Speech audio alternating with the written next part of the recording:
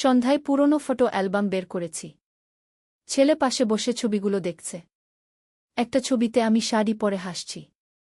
সে সেই ছবি হাতে নিয়ে বলল, মা, এই ছবিতে তুমি দেখতে আমার স্বপ্নের মেয়েটির মতো লাগছ। আমি অবাক হয়ে জিজ্ঞেস করলাম, স্বপ্নের মেয়ে মানে? সে আমার চোখের দিকে তাকিয়ে বলল, মা, ছোটবেলা থেকে স্বপ্ন দেখি একজন সুন্দর মেয়েকে বিয়ে করব। আজ বুঝলাম সে তুমি। তুমিই আমার স্বপ্নের রানী। আমি তোমাকে ভালোবাসি, তোমাকে বিয়ে করতে চাই। ছবির পাতা উল্টাতে উল্টাতে আমার হাত থেমে গেল। তার কথায় এমন আন্তরিকতা যে মনে হলো সে সত্যিই আমাকে দেখে স্বপ্ন দেখে। পুরনো ছবিগুলোতে আমার তরুণ বয়সের হাসি। কিন্তু আজ সেই হাসি যেন নতুন অর্থ পেয়ে গেল। টেবিল ল্যাম্পের আলো আমাদের দুজনের ছায়া দেয়ালে পড়েছিল। সে আমার হাত ধরে ছবির উপর রাখল। তার স্পর্শে আমার শরীর শিহরিত হল। এতদিন পর মনে হলো আমি একজন নারী, শুধু মা নই। এই গল্পটি সম্পূর্ণ শুনলে আপনাদের পানি অটোমেটিক বের হয়ে যাবে, সো যত দ্রুত সম্ভব হাতের কাছে টিস্যু নিয়ে বসে পড়ুন। বিছানার চাদর যেন নষ্ট না হয় সেটা সম্পূর্ণ খেয়াল রাখার অনুরোধ জানিয়ে গল্পটি এখন শুরু করব। তার আগে সর্বশেষ অনুরোধ, দয়া করে এমন পানি বের করার গল্প নিয়মিত শুনতে আমাদের চ্যানেলটি সকলেই সাবস্ক্রাইব করুন। ধন্যবাদ। হ্যালো বন্ধুরা, আমার নাম প্রিয়াঙ্কা ভট্টাচার্য। আমার বয়স ৪৪ বছর। আমার স্বামীর নাম রাজেশ ভট্টাচার্য, বয়স ৪৭ বছর। আমাদের ২ সন্তান, রোহিত আর কৃষ্ণা। রোহিত ২১ বছর বয়সী, বিশ্ববিদ্যালয়ে পড়ে। কৃষ্ণা ১৪ বছর বয়সী, উচ্চ বিদ্যালয়ে যায়। আজ যে ঘটনাটি আপনাদের বলবো সেটা আমার জীবনের সবচেয়ে রহস্যময় আর রোমাঞ্চকর অভিজ্ঞতা। এমন কিছু যা আগে কখনো কারো সাথে ঘটেনি বলেই আমার জানা আছে। সেদিন বৃষ্টির সন্ধ্যায় আমি আর রোহিত বসে পুরনো ছবি দেখছিলাম। হঠাৎ রোহিত একটা ছবির দিকে তাকিয়ে থেমে গেল। সেটা ছিল আমার ২৫ বছর বয়সের একটা ছবি। সুন্দর লাল শাড়ি পরে, মুখে মিষ্টি হাসি। রোহিত বলল, মা, এই ছবিতে তুমি দেখতে ঠিক তেমনই লাগছ যেমন আমি ছোটবেলা থেকে স্বপ্ন দেখি। আমি অবাক হয়ে জিজ্ঞেস করলাম, কেমন স্বপ্ন? রোহিত আমার দিকে এমনভাবে তাকিয়ে রইল যেন সে আমাকে এই প্রথম দেখছে। তার চোখে এমন এক ধরনের মুগ্ধতা যেটা দেখে আমার গা শিউরে উঠল। মা, ছোটবেলা থেকেই আমি একটা অদ্ভুত স্বপ্ন দেখি। প্রায় প্রতি রাতেই একজন সুন্দরী মেয়ে আমাকে ডাকে। তার মুখ পরিষ্কার দেখতে পাই না, কিন্তু তার হাসি, তার চুল, তার পোশাক সব আমার মনে গেঁথে আছে। আজ এই ছবি দেখে মনে হচ্ছে সেই মেয়েটি তুমিই। আমার হার্টবিট বেড়ে গেল। এ কি বলছে রোহিত? আমি তার মা। কিন্তু তার কথার মধ্যে এমন কিছু ছিল যেটা আমাকে ভাবিয়ে তুলল। রোহিত, এসব কি বলছিস তুই? আমি কাঁপা গলায় বললাম। রোহিত আরও কাছে এসে বসল। তার হাত আমার হাতের উপর রাখল। আমি চমকে উঠলাম। মা, আমি জানি এটা খুবই অদ্ভুত শোনাচ্ছে। কিন্তু সেই স্বপ্নে আমি দেখি যে সেই মেয়েটি আমার স্ত্রী। আমরা একসাথে থাকি, একসাথে ঘুরি, একসাথে হাসি। এমন সুখী জীবন যেটা আমি কখনো কল্পনাও করতে পারিনি। আর আজ বুঝলাম সেই মেয়েটি তুমি, মা। আমার গলা শুকিয়ে গেল। এ কি হচ্ছে? আমার নিজের ছেলে আমাকে নিয়ে এমন কথা বলছে। কিন্তু আশ্চর্যের ব্যাপার হলো, আমার মনে হচ্ছিল এই কথাগুলো যেন আমি আগেও শুনেছি। রোহিত, তুই কি বলছিস? সেটা কি বুঝতে পারছিস? আমি তাকে বোঝানোর চেষ্টা করলাম। কিন্তু রোহিত হেসে ফেল। তার হাসিটা খুবই নির্দোষ ছিল। মা, আমি জানি এটা পাগলামি শোনাচ্ছে। কিন্তু আমি তোমাকে ভালোবাসি। শুধু মা হিসেবে নয়, একজন নারী হিসেবেও। আমার মনে হচ্ছিল আমি স্বপ্ন দেখছি। এ কি সম্ভব? কিন্তু রোহিতের কথায় এমন আন্তরিকতা ছিল যেটা আমাকে ভাবিয়ে তুলল। হঠাৎ আমার মনে পড়ল কয়েক বছর আগের একটা ঘটনা। রোহিত তখন ১৭ বছর বয়সী। একদিন সে আমাকে বলেছিল, মা, আমার মনে হয় আমি কোনো মেয়েকে ভালোবাসব না। কারণ কোনো মেয়েই তোমার মতো নেই। তখন আমি ভেবেছিলাম সে শুধু মায়ের প্রতি ভালোবাসা প্রকাশ করছে। রোহিত, তুই কি সত্যিই এসব কথা বিশ্বাস করিস? আমি জিজ্ঞেস করলাম। রোহিত মাথা নাড়ল। মা, আমি জানি এটা সমাজে গ্রহণযোগ্য নয়। কিন্তু আমার মন বলছে তুমিই আমার সত্যিকারের সঙ্গী। তোমার সাথে থাকলেই আমি সুখী। আমি অ্যালবামটা বন্ধ করে দিলাম। মাথায় হাজারো চিন্তা ঘুরপাক খাচ্ছে। এ কি হচ্ছে আমার জীবনে? রোহিত উঠে দাঁড়িয়ে আমার কপালে একটা চুমু দিল। মা, আমি জানি তুমি এসব কথা হজম করতে পারছ না। কিন্তু আমি তোমাকে সময় দেব। যখন তুমি প্রস্তুত হবে তখন আমরা এই বিষয়ে আবার কথা বলব। সে চলে যাওয়ার পর আমি একা বসে রইলাম। মনের মধ্যে এক অদ্ভুত অনুভূতি। রোহিতের কথাগুলো আমার মনে ঘুরপাক খাচ্ছে। পরের দিন সকালে যখন আমি ঘুম থেকে উঠলাম, দেখলাম রোহিত রান্নাঘরে চা বানাচ্ছে। আমাকে দেখে মিষ্টি হেসে বলল, মা, তোমার জন্য চা বানিয়েছি গু। আমি তার দিকে তাকিয়ে রইলাম। আজ যেন সে আলাদা লাগছে। বেশি পুরুষালী, বেশি আকর্ষণীয়। এ কি হচ্ছে আমার সাথে?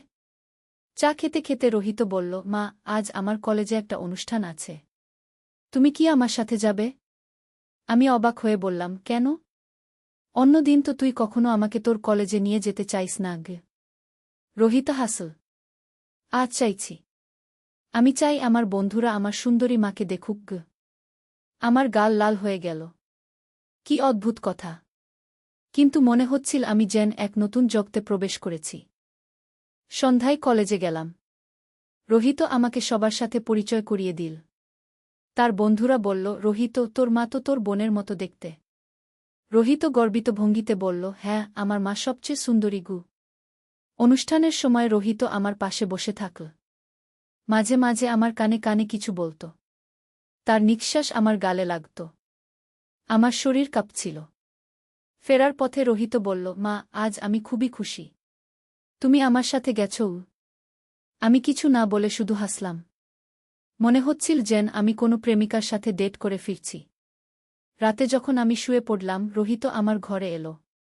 মা, আমি কি তোমার পাশে শুতে পারি? আমি অবাক হয়ে বললাম, কেন? রোহিত বলল, ছোটবেলায় তো তোমার পাশেই শুতাম। আজ মন চাইছে গু।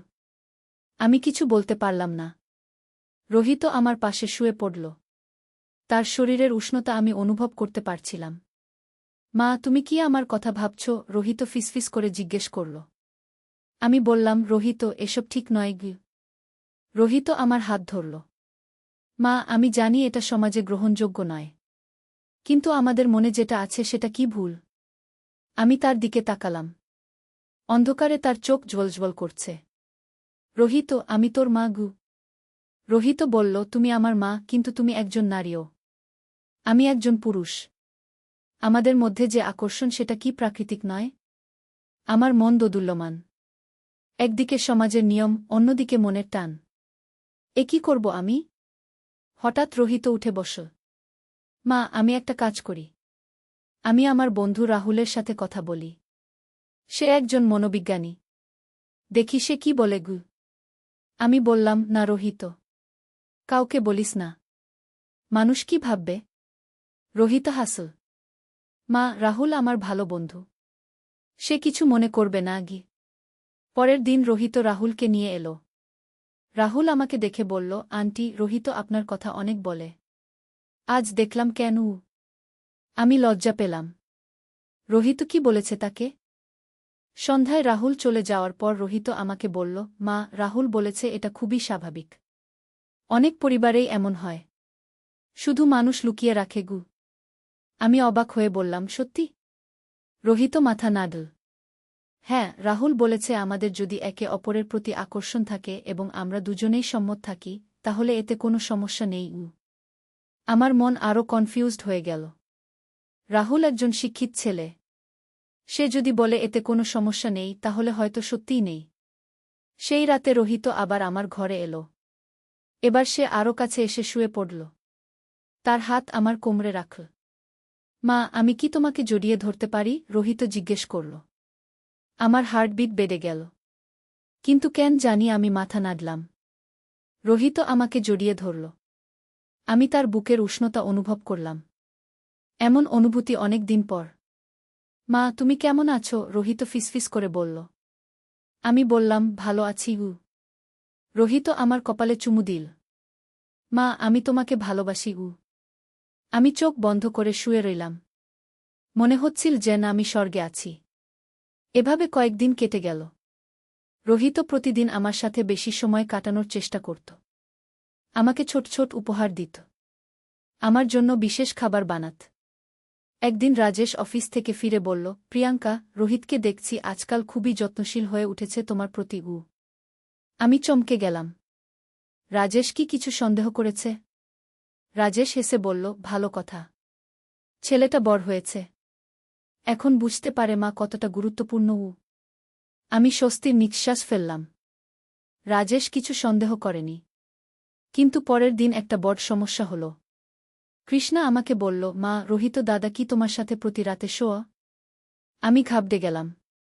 কেন? তুই কি দেখেছিস? কৃষ্ণা বলল, গতকাল রাতে পানি খেতে গিয়েছিলাম। দেখলাম রোহিত দাদা তোমার ঘরে গিয়ে। আমি তাড়াতাড়ি বললাম, ওর কি যেন একটা স্বপ্ন হয়েছিল। ভয় পেয়েছিল। তাই আমার কাছে এসেছিল ও। কৃষ্ণা সন্দেহের চোখে তাকাল। মা, দাদার তো এখন 21 বছর বয়স। স্বপ্ন দেখে ভয় পাওয়ার কি আছে? আমি কিছু বলতে পারলাম না। কৃষ্ণা চলে গেল, কিন্তু আমি বুঝলাম সে সন্দেহ করছে। সেদিন সন্ধ্যায় রোহিতকে ডেকে বললাম, রোহিত, কৃষ্ণা কিছু সন্দেহ করছে। এভাবে চলতে পারে না গি। রোহিত বলল, মা, তাহলে আমরা কি করব? আমি ভাবলাম, এই সম্পর্ক চালিয়ে যাওয়া ঠিক নয়। কিন্তু রোহিতের প্রতি আমার একটা আকর্ষণ তৈরি হয়ে গেছে। হঠাৎ আমার মনে একটা পরিকল্পনা এলো। রোহিত, তুই কি আমার সাথে কোথাও দূরে যেতে পারবি? কয়েকদিনের জন্য?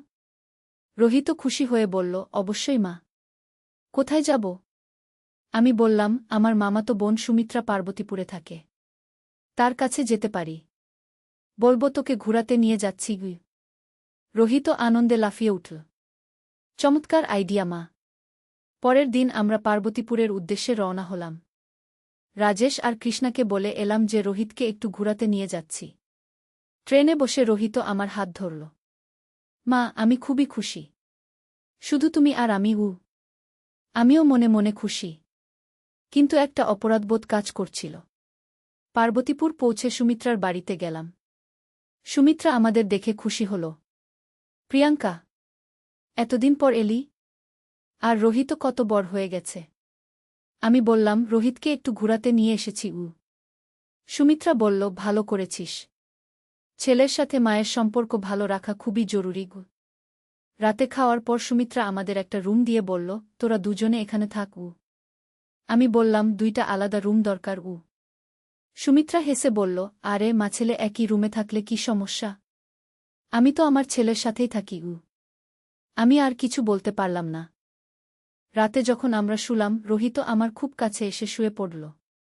মা, এখানে কেউ আমাদের দেখবে না গি। আমার হার্টবিট বেড়ে গেল। সত্যিই তো, এখানে কেউ আমাদের সন্দেহ করবে না। রোহিত আমার গালে হাত রাখল। মা, তুমি খুবই সুন্দর গো। আমি তার দিকে তাকালাম। অন্ধকারে তার চোখ ঝলঝল করছে। রোহিত, আমরা যেটা করছি সেটা কি সঠিক? আমি জিজ্ঞেস করলাম। রোহিত বলল, মা, ভালোবাসা কখনো ভুল হতে পারে না। আমরা একে অপরকে কষ্ট দিচ্ছি না। তাহলে এতে সমস্যা কি? আমি আর কিছু বলতে পারলাম না। রোহিত আমাকে আলতো করে জড়িয়ে ধরল। পরের দিন সকালে ঘুম ভাঙল সুমিত্রার ডাকে। প্রিয়াঙ্কা, উঠো। চা তৈরি। আমি দেখলাম রোহিত আমার পাশেই ঘুমিয়ে আছে। তার মুখে শান্তির হাসি। আমি আলতো করে উঠে স্নান করতে গেলাম। স্নান করার সময় আয়নায় নিজেকে দেখলাম।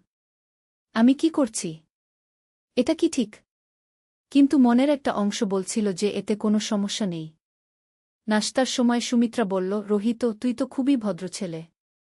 তোর মায়ের খুবই যত্ন নিস। রোহিত লজ্জা পেয়ে বলল, মামি, মা আমার সবচেয়ে প্রিয় মানুষ গো। সুমিত্রা আমার দিকে তাকিয়ে বলল, প্রিয়াঙ্কা, তুই খুবই ভাগ্যবতী। এমন ছেলে পেয়েছিস গো। আমি শুধু হাসলাম। সুমিত্রা জানে না আসল সত্য। দুপুরে আমরা স্থানীয় একটা পার্কে গেলাম। রোহিত আমার হাত ধরে হাঁটছিল। মানুষ ভাবছিল আমরা মাছেলে। কেউ সন্দেহ করছিল না। একটা বেঞ্চে বসে রোহিত বলল, মা, আমার মনে হচ্ছে আমরা নতুন জীবন শুরু করেছি গিয়ে। আমি বললাম, রোহিত, আমাদের পরিবারের কথা ভাব। তোর বাবা, কৃষ্ণাগু। রোহিত বলল, মা, আমি সবার কথা ভাবি। কিন্তু আমাদের খুশি থাকার অধিকার নেই? আমি চুপ করে রইলাম। রোহিতের কথায় যুক্তি আছে। সন্ধ্যায় আমরা স্থানীয় একটা মেলায় গেলাম। রোহিত আমার জন্য চুড়ি কিনল, ফুল কিনল। মানুষ ভাবছিল সে আমার প্রেমিক। মেলা থেকে ফেরার পথে রোহিত বলল, মা, আজ আমি খুবই খুশি। মনে হচ্ছে আমরা নতুন দম্পতি গু। আমার গাল লাল হয়ে গেল। রোহিত, এসব কথা বলিস না গি। রোহিত হাসল। কেন মা? সত্য কথা বলছি তো। রাতে সুমিত্রার বাড়িতে ফিরে খাওয়া দাওয়া সেরে আমরা রুমে গেলাম। আজ রোহিত আরও সাহসী। মা, আমি কি তোমার মাথায় তেল দিতে পারি? রোহিত জিজ্ঞেস করল। আমি রাজি হয়ে গেলাম। রোহিত আমার মাথায় তেল দিতে শুরু করল। তার স্পর্শে আমার শরীর কাঁপছিল। মা, তোমার চুল খুবই সুন্দর কি? রোহিত বলল। আমি চোখ বন্ধ করে উপভোগ করলাম। এত ভালোবাসার স্পর্শ অনেক দিন পর পাচ্ছি। রোহিত, তুই আমাকে এতটা ভালোবাসিস কেন? আমি জিজ্ঞেস করলাম। রোহিত বলল, মা, তুমি আমার জীবনের সবচেয়ে সুন্দর অংশ। তোমার বিনা আমার জীবন অর্থহীন গু। আমি চোখ খুলে তার দিকে তাকালাম। তার চোখে এমন ভালোবাসা যেটা দেখে আমার মন গলে গেল। রোহিত, আমিও তোকে ভালোবাসি। আমি অবশেষে স্বীকার করলাম। রোহিত আনন্দে আমাকে জড়িয়ে ধরল। মা, তুমি আমার জীবনের সবচেয়ে বড় উপহার। এভাবে আমরা পার্বতীপুরে 5 দিন কাটালাম। প্রতিদিন আমাদের সম্পর্ক আরও গভীর হচ্ছিল। আমি বুঝতে পারছিলাম আমি রোহিতকে শুধু ছেলে হিসেবে নয়, একজন পুরুষ হিসেবেও ভালোবাসতে শুরু করেছি। ফেরার দিন সুমিত্রা বলল, প্রিয়াঙ্কা, দেখছি তুই আর রোহিত খুবই খুশি। এই ভ্রমণ তোদের দুজনের জন্যই ভালো হয়েছে গি।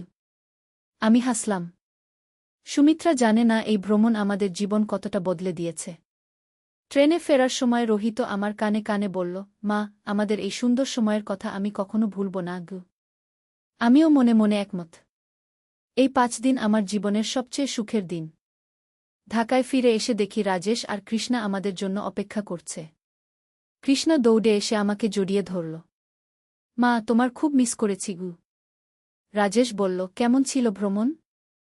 আমি বললাম, খুবই ভালো। রোহিত খুব খুশি গু। রাজেশ রোহিতের দিকে তাকিয়ে বলল, তুই মনে হয় অনেক এনজয় করেছিস গু। রোহিত লজ্জা পেয়ে বলল, হ্যাঁ বাবা, মায়ের সাথে ঘুরতে খুবই ভালো লেগেছে ইউ। রাতে রোহিত আমার ঘরে এসে বলল, মা, এখন কি করব? বাড়িতে তো আর আগের মতো থাকতে পারব না গি। আমি বললাম, রোহিত, আমাদের সাবধান থাকতে হবে। কেউ যেন সন্দেহ করতে না পারে গুই। রোহিত মাথা নাড়ল। ঠিক বলেছ মা। কিন্তু আমি তোমাকে ছাড়া থাকতে পারব না গি। আমি তার গাল ছুঁয়ে বললাম, আমিও তোকে ছাড়া থাকতে পারব না। কিন্তু আমাদের ধৈর্য রাখতে হবে গে। পরের কয়েকদিন আমরা খুবই সাবধানে চলাফেরা করলাম। দিনের বেলা স্বাভাবিক মাছেলের মতো আচরণ, রাতে চুপি চুপি একসাথে সময় কাটানো। কিন্তু একদিন বিপদ হল। রাজেশ অফিস থেকে তাড়াতাড়ি ফিরে এসে দেখল রোহিত আমার কোলে মাথা রেখে শুয়ে আছে আর আমি তার মাথায় হাত বুলাচ্ছি। রাজেশ অবাক হয়ে বলল, এ কি হচ্ছে? আমি তাড়াতাড়ি বললাম, রোহিতের মাথা ব্যথা। তাই আমি মাথায় হাত বুলিয়ে দিচ্ছি গু। রাজেশ সন্দেহের চোখে তাকাল। রোহিত, তোর মাথা ব্যথা? রোহিত উঠে বসে বলল, হ্যাঁ বাবা, খুব ব্যথা করছিল। রাজেশ আর কিছু বলল না, কিন্তু আমি বুঝলাম সে সন্দেহ করছে। সেদিন রাতে রাজেশ আমাকে জিজ্ঞেস করল, প্রিয়াঙ্কা, রোহিতের সাথে তোর আচরণ আজকাল একটু অদ্ভুত লাগছে গু। আমি ঘাবড়ে গেলাম। কি রকম অদ্ভুত? রাজেশ বলল, মনে হচ্ছে তোরা দুজনে খুবই কাছাকাছি হয়ে গেছ। এটা কি স্বাভাবিক?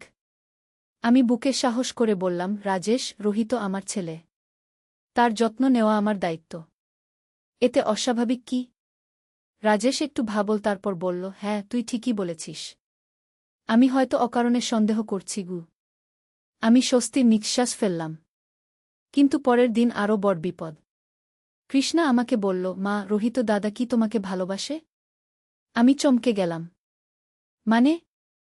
কৃষ্ণা বলল, আমি দেখছি দাদা তোমাকে যেভাবে দেখে সেটা একটু আলাদা। যেন সে তোমাকে একজন মেয়ে হিসেবে দেখে গিয়ে। আমি তাড়াতাড়ি বললাম, কৃষ্ণা, এসব কি বলছিস? রোহিত আমার ছেলে গিয়ে। কৃষ্ণা বলল, মা, আমি ছোট কিন্তু বুঝি। দাদার চোখে তোমার জন্য যে আকর্ষণ সেটা মায়ের প্রতি ছেলের আকর্ষণ নয় গিয়ে। আমার হাত পা কাঁপতে শুরু করল। কৃষ্ণা এত কিছু বুঝে ফেলেছে? কৃষ্ণা, তুই এসব ভুল ভাবছিস। এমন কথা আর বলিস না গিয়ে, আমি কঠোর স্বরে বললাম। কৃষ্ণা চুপ করে গেল, কিন্তু আমি বুঝলাম সে সন্দেহ করছে। সেদিন সন্ধ্যায় রোহিতকে ডেকে এই কথা বললাম। রোহিত চিন্তিত হয়ে বলল, মা, তাহলে কি করব? আমি বললাম, রোহিত, আমাদের হয়তো কিছুদিন দূরত্ব বজায় রাখতে হবে। রোহিত দুঃখিত মুখে বলল, কিন্তু মা, আমি তোমাকে ছাড়া থাকতে পারব না গি। আমি তার হাত ধরে বললাম, আমিও পারব না। কিন্তু আমাদের সবার ভালোর জন্য এটা দরকার। পরের কয়েকদিন আমরা দূরত্ব বজায় রাখলাম। রোহিত বেশিরভাগ সময় তার বন্ধুদের সাথে কাটাত। আমি ঘরের কাজে ব্যস্ত থাকতাম। কিন্তু একদিন রাতে রোহিত আমার ঘরে এলো। তার চোখে পানি। মা, আমি আর পারছি না। তোমার থেকে দূরে থাকা আমার জন্য অসহ্য। আমিও কাঁদতে শুরু করলাম। রোহিত, আমিও পারছি না। কিন্তু আমরা কি করব? রোহিত আমাকে জড়িয়ে ধরল। মা, আমার একটা পরিকল্পনা আছে কি? আমি জিজ্ঞেস করলাম, কি পরিকল্পনা? রোহিত বলল, আমি আমার বন্ধু রাহুলের সাথে কথা বলেছি। সে বলেছে তার এক মামার কাছে পাহাড়পুরে একটা ছোট বাড়ি আছে। আমরা সেখানে গিয়ে থাকতে পারি। আমি অবাক হয়ে বললাম, কিন্তু আমাদের পরিবার? রোহিত বলল, মা, আমরা বলবো আমি চাকরি খুঁজতে পাহাড়পুর যাচ্ছি আর তুমি আমার সাথে যাচ্ছ যত্ন নিতে। আমি ভাবলাম, এই পরিকল্পনা হয়তো কাজ করতে পারে। কিন্তু রোহিত, রাজেশ রাজি হবে? আমি জিজ্ঞেস করলাম। রোহিত বলল, আমি ব্যাপারটা এমনভাবে বলবো যে বাবা রাজি হয়ে যাবে। পরের দিন রোহিত রাজেশকে বলল, বাবা, আমি পাহাড়পুরে একটা চাকরির সুযোগ পেয়েছি। কয়েক মাসের জন্য যেতে হবে। রাজেশ খুশি হয়ে বলল, চমৎকার। চাকরিটা কি ধরনের? রোহিত বলল, একটা কোম্পানির মার্কেটিং বিভাগে। রাহুলের মামা সেখানে আছেন। তিনি বলেছেন। রাজেশ বলল, ভালো কথা। কবে যাবি? রোহিত বলল, পরের সপ্তাহে। কিন্তু আমার একটা সমস্যা আছে। রাজেশ জিজ্ঞেস করল, কি সমস্যা? রোহিত বলল, আমি একা থাকতে পারব না। মায়ের খুব দরকার। তিনি কি আমার সাথে যেতে পারেন? রাজেশ ভাবল। তারপর বলল, হ্যাঁ, যেতে পারে। প্রিয়াঙ্কারও একটু চেঞ্জ দরকার। আমি অভিনয় করে বললাম, কিন্তু রাজেশ, তোমাদের কি হবে? রাজেশ বলল, আমরা ঠিক থাকব। তুই রোহিতের সাথে যা। ছেলেটার চাকরির শুরুতে মায়ের সাহায্য দরকার। আমি খুশিতে মন ভরে গেল, কিন্তু মুখে দুশ্চিন্তার ভান করলাম। এভাবে আমাদের পরিকল্পনা সফল হল। পরের সপ্তাহে আমরা পাহাড়পুরের উদ্দেশ্যে রওনা হলাম। পাহাড়পুর পৌঁছে দেখি সত্যিই একটা সুন্দর জায়গা। রাহুলের মামা আমাদের স্বাগত জানালেন। ছোট একটা বাড়ি, কিন্তু খুবই আরামদায়ক। তোমরা এখানে স্বাধীনভাবে থাকতে পারবে, কি মামা বললেন। রোহিত আমার দিকে তাকিয়ে মুচকি হাসল। আমিও বুঝলাম এখানে আমাদের কেউ বিরক্ত করবে না। রাতে যখন আমরা একা হলাম, রোহিত আমাকে জড়িয়ে ধরে বলল, মা, এখন আমরা সত্যিই স্বাধীন। আমি তার বুকে মুখ লুকিয়ে বললাম, হ্যাঁ রোহিত, এখন আর কোনো ভয় নেই। এভাবে আমাদের নতুন জীবন শুরু হলো পাহাড়পুরে। প্রতিদিন আমরা একসাথে ঘুরতাম, একসাথে রান্না করতাম, একসাথে সময় কাটাতাম। কিন্তু একদিন রাহুলের মামা আমাদের বাড়িতে এসে একটা চমকপ্রদ কথা বললেন। রোহিত ও প্রিয়াঙ্কা, তোমাদের কিছু বলার আছে? আমরা দুজনে চিন্তিত হয়ে তার দিকে তাকালাম। মামা বললেন, আমি তোমাদের সত্যিকারের সম্পর্ক বুঝতে পেরেছি। আমাদের রক্ত শুকিয়ে গেল। আমরা ধরা পড়ে গেছি। মামা হেসে বললেন, ভয় পেও না। আমি তোমাদের বিচার করতে আসিনি, বরং তোমাদের সাহায্য করতে এসেছি। আমরা অবাক হয়ে তাকালাম। মামা বললেন, আমি জানি তোমরা একে অপরকে ভালোবাসো। এতে কোনো সমস্যা নেই। কিন্তু তোমাদের একটা স্থায়ী সমাধান দরকার। রোহিত জিজ্ঞেস করল, কি সমাধান? মামা বললেন, আমার এক বন্ধু আছে। সে এমন কেস নিয়ে কাজ করে। তিনি তোমাদের সাহায্য করতে পারবেন। আমি জিজ্ঞেস করলাম, কি ধরনের সাহায্য? মামা বললেন, তোমরা চাইলে আইনগতভাবে এই সম্পর্ক স্বীকৃতি পেতে পারো। অবশ্য সেটা এদেশে সম্ভব নয়, কিন্তু বিদেশে সম্ভব। রোহিত আগ্রহী হয়ে বলল, বিদেশে? মামা বললেন, হ্যাঁ, কিছু দেশে এমন সম্পর্ক আইনগত। তোমরা চাইলে সেখানে গিয়ে নতুন জীবন শুরু করতে পারো। আমরা দুজনে একে অপরের দিকে তাকালাম। এটা কি সত্যি সম্ভব? মামা বললেন, তবে এর জন্য তোমাদের সব ছেড়ে ছুড়ে যেতে হবে। পরিবার, বন্ধুবান্ধব, সব। আমি চিন্তায় পড়ে গেলাম। রাজেশ, কৃষ্ণা, তাদের ছেড়ে যেতে পারব? রোহিত আমার হাত ধরে বলল, মা, তুমি কি চাও? আমি অনেক ভেবে বললাম, রোহিত, আমি তোমাকে ভালোবাসি। কিন্তু আমি কৃষ্ণাকে ছেড়ে যেতে পারব না। রোহিত মুখ নামিয়ে ফেল। মামা বললেন, তাহলে অন্য উপায় আছে। তোমরা এখানেই থাকতে পারো, গোপনে। আমি তোমাদের সাহায্য করব। আমরা সেই সিদ্ধান্ত নিলাম, পাহাড়পুরেই থেকে যাওয়ার। কিন্তু 1 মাস পর আমাদের কাছে ঢাকা থেকে খবর এলো, রাজেশ অসুস্থ। হার্ট অ্যাটাক হয়েছে। আমি সাথে সাথে ঢাকা যাওয়ার সিদ্ধান্ত নিলাম। রোহিত বলল সেও যাবে।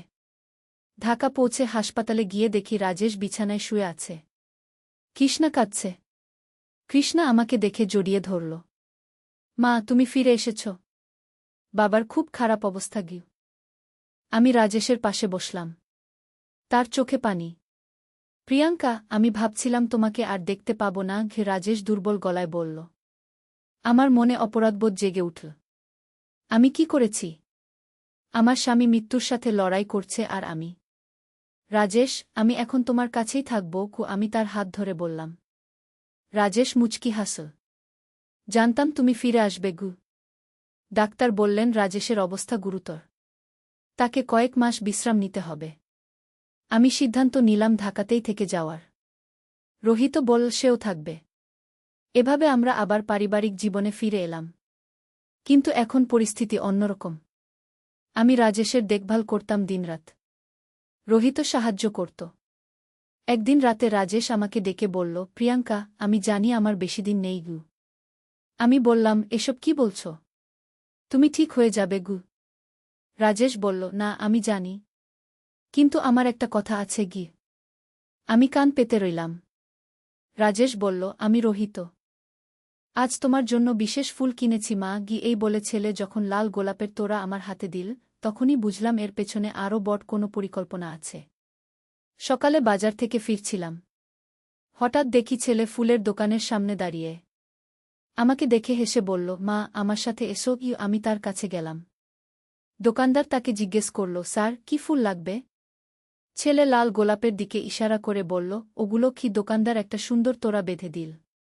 আমি জিজ্ঞেস করলাম, কার জন্য? সে হেসে বলল, তুমিই দেখবে গু। বাড়ি এসে সে ফুলের তোড়া আমার হাতে দিয়ে বলল, এটা তোমার জন্য। আমি অবাক হয়ে বললাম, আমার জন্য কেন? সে আমার দুহাত ধরে বলল, কারণ আমি তোমাকে প্রস্তাব দিতে চাই। কি প্রস্তাব? আমি জিজ্ঞেস করলাম। সে হাঁটু গেড়ে বসে বলল, মা, তুমি আমার স্ত্রী হবে। ফুলের সুগন্ধে ঘর ভরে গেছে, কিন্তু আমার মাথা ঝিমঝিম করছিল।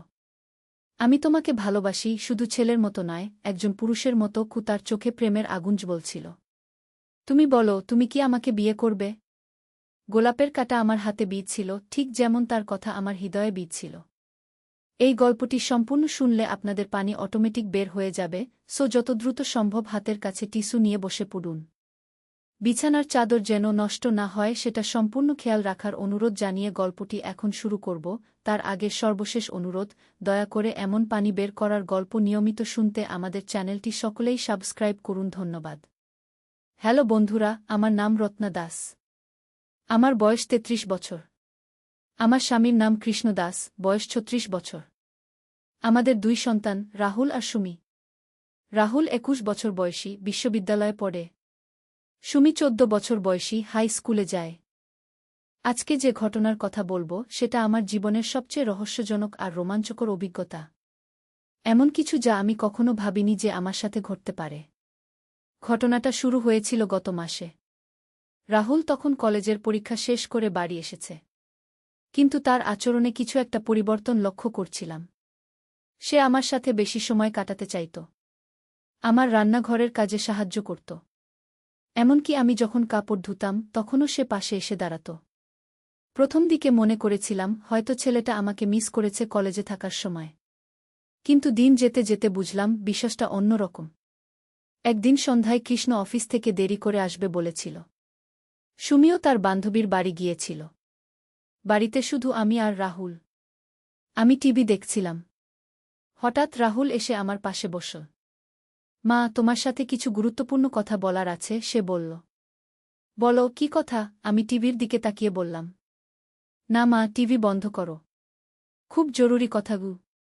আমি টিভি বন্ধ করে তার দিকে তাকালাম।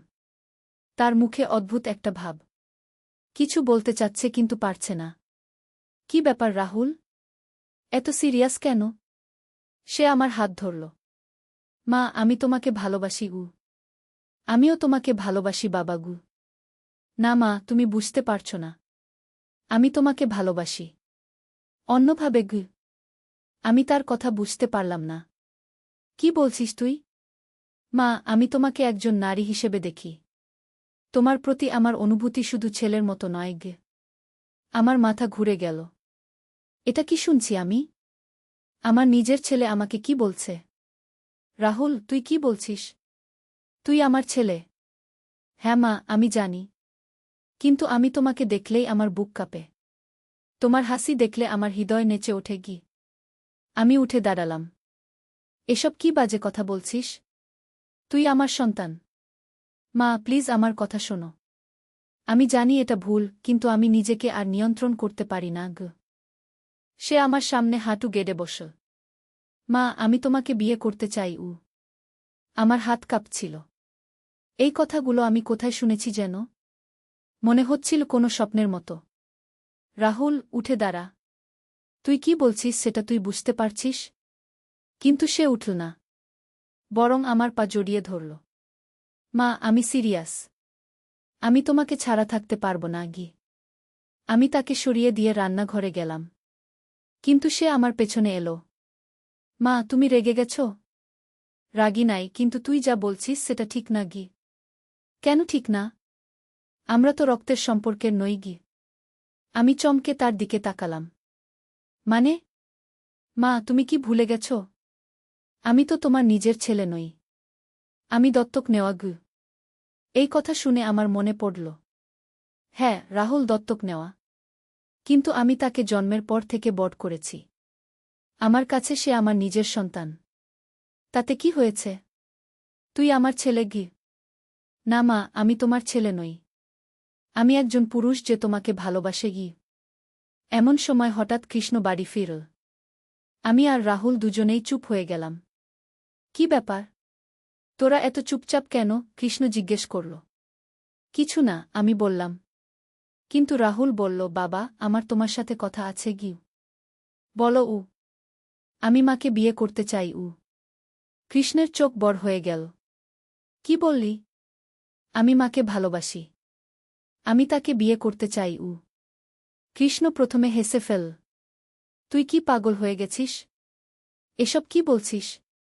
আমি পাগল হইনি বাবা। আমি সিরিয়াস গু। এবার কৃষ্ণ বুঝল রাহুল ঠাট্টা করছে না। তার মুখ লাল হয়ে গেল। তুই আমার ছেলে। কিভাবে তোর মায়ের সাথে গু? আমি তোমার ছেলে নই বাবা। আমি দত্তক নেওয়া। আর মাকে আমি ভালোবাসি। কৃষ্ণ রেগে গেল। চুপ কর। এসব বাজে কথা আর বলবি না গি। এটা বাজে কথা নয় বাবা। এটা আমার অনুভূতি গু। কৃষ্ণ রাহুলের দিকে এগিয়ে গেল। কিন্তু আমি তাদের মাঝে দাঁড়িয়ে পড়লাম। থামো তোরা। এভাবে লড়াই করলে হবে না গি। তাহলে কি করব রত্না? তোর ছেলে এসব কি বলছে? আমি বুঝলাম পরিস্থিতি সামলাতে হবে। রাহুল, তুই তোর রুমে যা। আমরা পরে কথা বলবো। রাহুল গেল। কৃষ্ণ আমার দিকে তাকিয়ে রইল। রত্না, এটা কি হচ্ছে? ছেলেটার মাথা খারাপ হয়ে গেছে নাকি? আমি জানি না কৃষ্ণ। হঠাৎ করে সে এসব কথা বলতে শুরু করেছে গি। তুই কিছু বুঝতে পারছিস না? আমি মাথা নাড়লাম। কিন্তু সত্যি কথা হলো, আমি খেয়াল করেছিলাম রাহুলের আচরণে পরিবর্তন। সে আমার প্রতি বেশি মনোযোগী হয়ে উঠেছিল। রাতে শুতে গিয়েও আমি ভাবতে থাকলাম, রাহুল কি সত্যিই আমাকে অন্যভাবে দেখে? এটা কি সম্ভব? পরের দিন সকালে রাহুল আমার কাছে এসে ক্ষমা চাইল। মা, গতকাল আমি যা বলেছি সেজন্য দুঃখিত। ঠিক আছে। তুই হয়তো কনফিউজড ছিলি গু। না মা, আমি কনফিউজড নই। আমি এখনও তোমাকে ভালোবাসি। কিন্তু আমি বুঝতে পারছি যে এটা সম্ভব নয় গু। আমি তার দিকে তাকালাম। তার চোখে দুঃখ। রাহুল, তুই একটা ভালো মেয়ে খুঁজে বিয়ে কর। তোর নিজের একটা সংসার করো। আমি জানি মা। কিন্তু আমার মনে তোমার জায়গা নিতে আর কেউ পারবে না আগে। এই কথায় আমার মনে একটা অদ্ভুত অনুভূতি হল। আমি জানি এটা ভুল, কিন্তু রাহুলের ভালোবাসার কথা শুনে আমার মধ্যে এক ধরনের গর্ব হচ্ছিল। কিন্তু হঠাৎ করে পরিস্থিতি পাল্টে গেল। সেদিন বিকেলে আমি লক্ষ্য করলাম রাহুল টেলিফোনে কারো সাথে কথা বলছে। তার কণ্ঠস্বর শুনে মনে হল সে কোনো মেয়ের সাথে কথা বলছে। হ্যাঁ প্রিয়া, আমি তোমাকে ভালোবাসি। আমার পরিবারে তোমাকে নিয়ে আসার পরিকল্পনা আছে গি। আমি অবাক হলাম। কে এই প্রিয়া? রাহুল কি আসলেই কোনো মেয়েকে ভালোবাসে? আমি তার রুমের সামনে দাঁড়িয়ে কান পাতলাম। না প্রিয়া, আমার মা খুবই ভালো। তুমি তার সাথে থাকলে খুশি হবে গু। এবার আমি বুঝলাম রাহুল আমার সাথে যা করেছে সেটা একটা পরিকল্পনা। সে হয়তো চেয়েছিল আমাকে কনভিন্স করতে যে সে আমাকে নিয়ে কোনো অসৎ ভাবনা ভাবে না। কিন্তু আসলে তার একটা বান্ধবী আছে যাকে সে বিয়ে করতে চায়।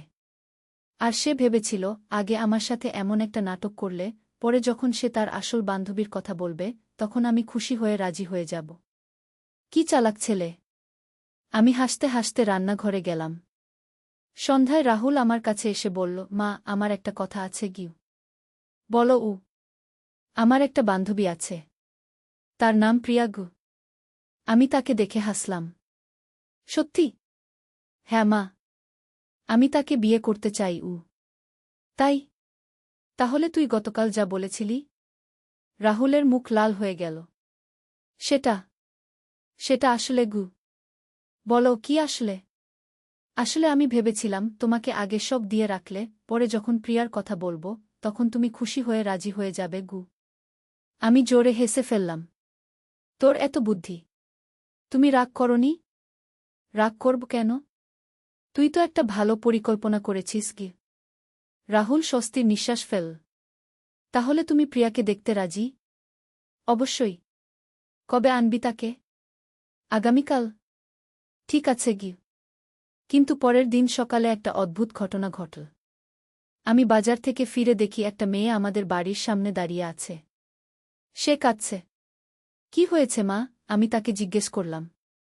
আপনি কি রাহুল দার মা? হ্যাঁ। তুমি কে? আমি প্রিয়া, রাহুল দার বান্ধবী গু।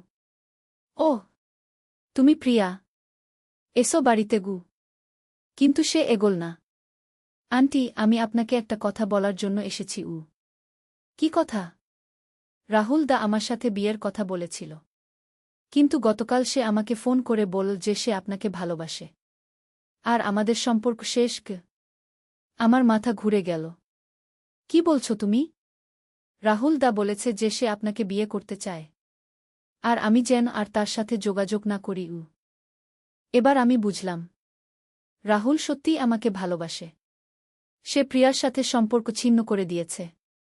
প্রিয়া, তুমি ভুল বুঝেছ। রাহুল তোমাকেই ভালোবাসে গি। না আন্টি। সে পরিষ্কার করে বলেছে গি। এমন সময় রাহুল বাড়ি থেকে বেরিয়ে এলো।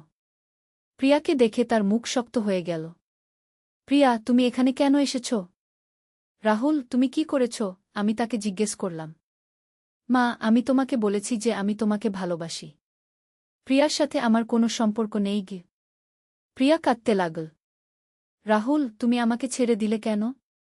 কারণ আমি তোমাকে ভালোবাসি না। আমি আমার মাকে ভালোবাসি উ। আমি রাহুলের হাত ধরলাম। রাহুল, তুই কি করছিস? এই মেয়েটাকে কষ্ট দিচ্ছিস কেন? আমি কাউকে কষ্ট দিতে চাই না মা। কিন্তু আমি তোমাকে ছাড়া থাকতে পারি না গি।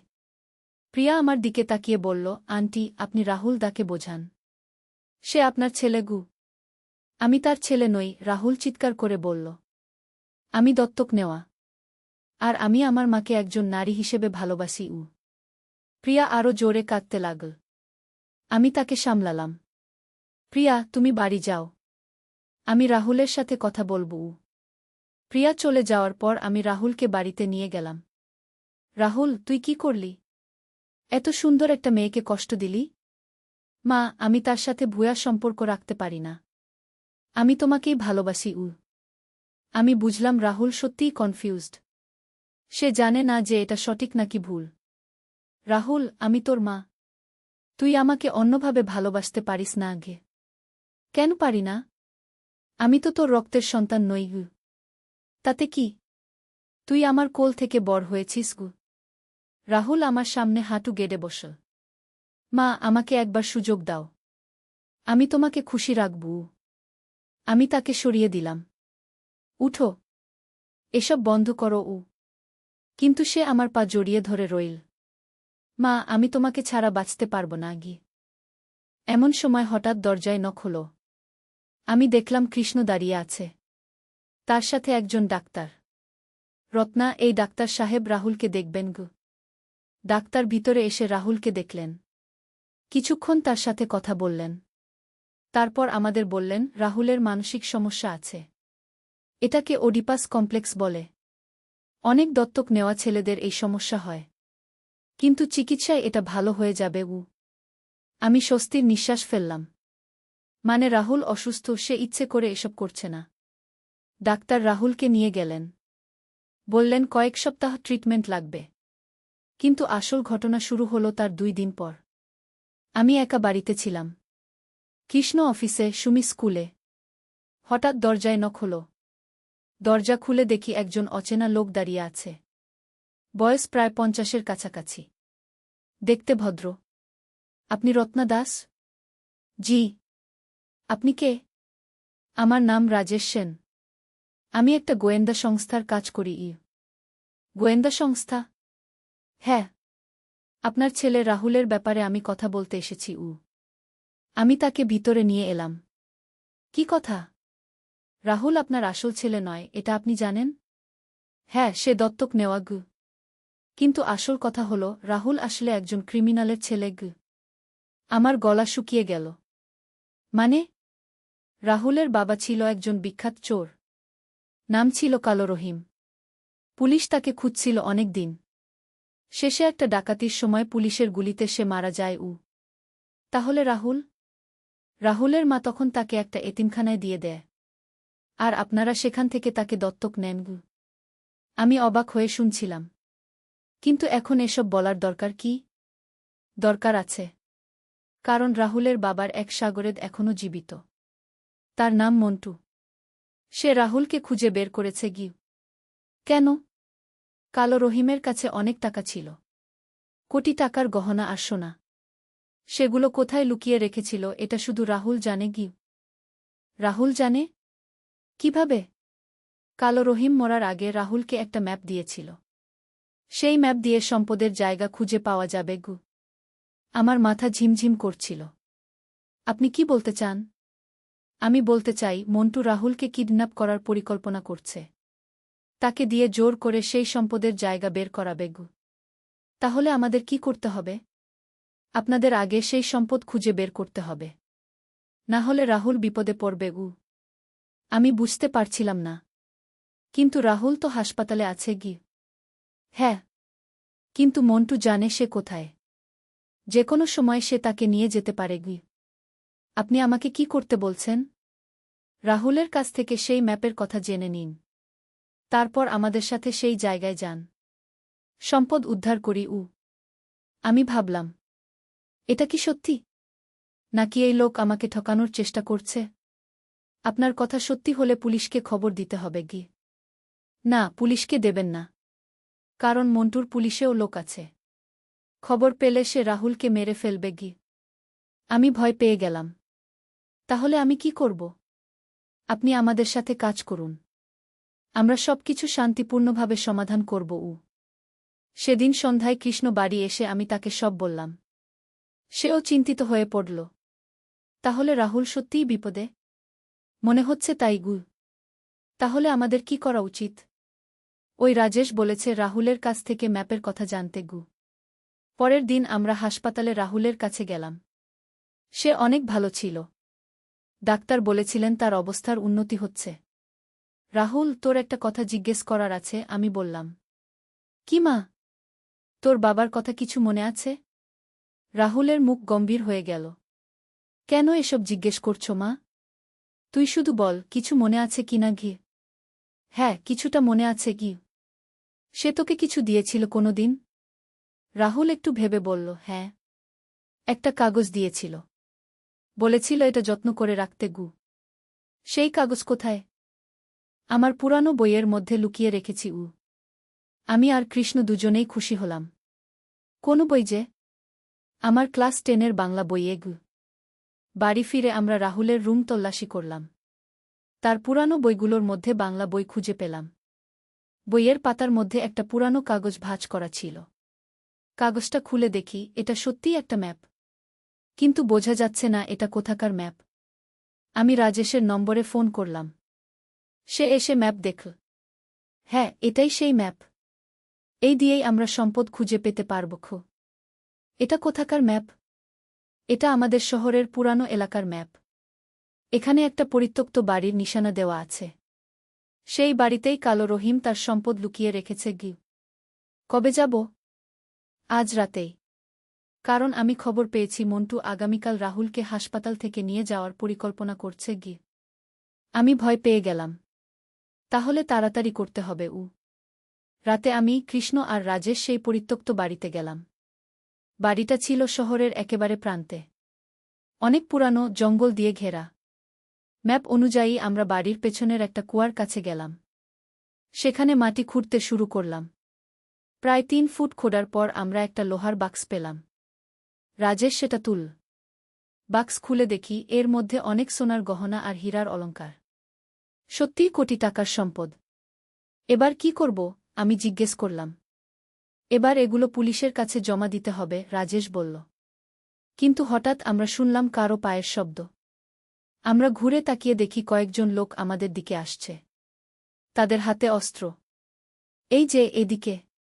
কে? রাজেশ সেন, একজন চিৎকার করে বলল। রাজেশ আমাদের দিকে তাকিয়ে বলল, ওরাই মন্টুর লোক। দৌড়ান। আমরা দৌড় দিলাম। কিন্তু রাজেশ বাক্সটা নিয়ে অন্যদিকে গেল। আমি আর কৃষ্ণ জঙ্গলের মধ্যে লুকিয়ে রইলাম। অনেকক্ষণ পর সব শান্ত হলে আমরা বাড়ি ফিরলাম। পরের দিন সকালে খবরের কাগজে দেখি একটা বিশাল খবর। গোয়েন্দা পুলিশ উদ্ধার করেছে কোটি টাকার চুরি করা সম্পদ।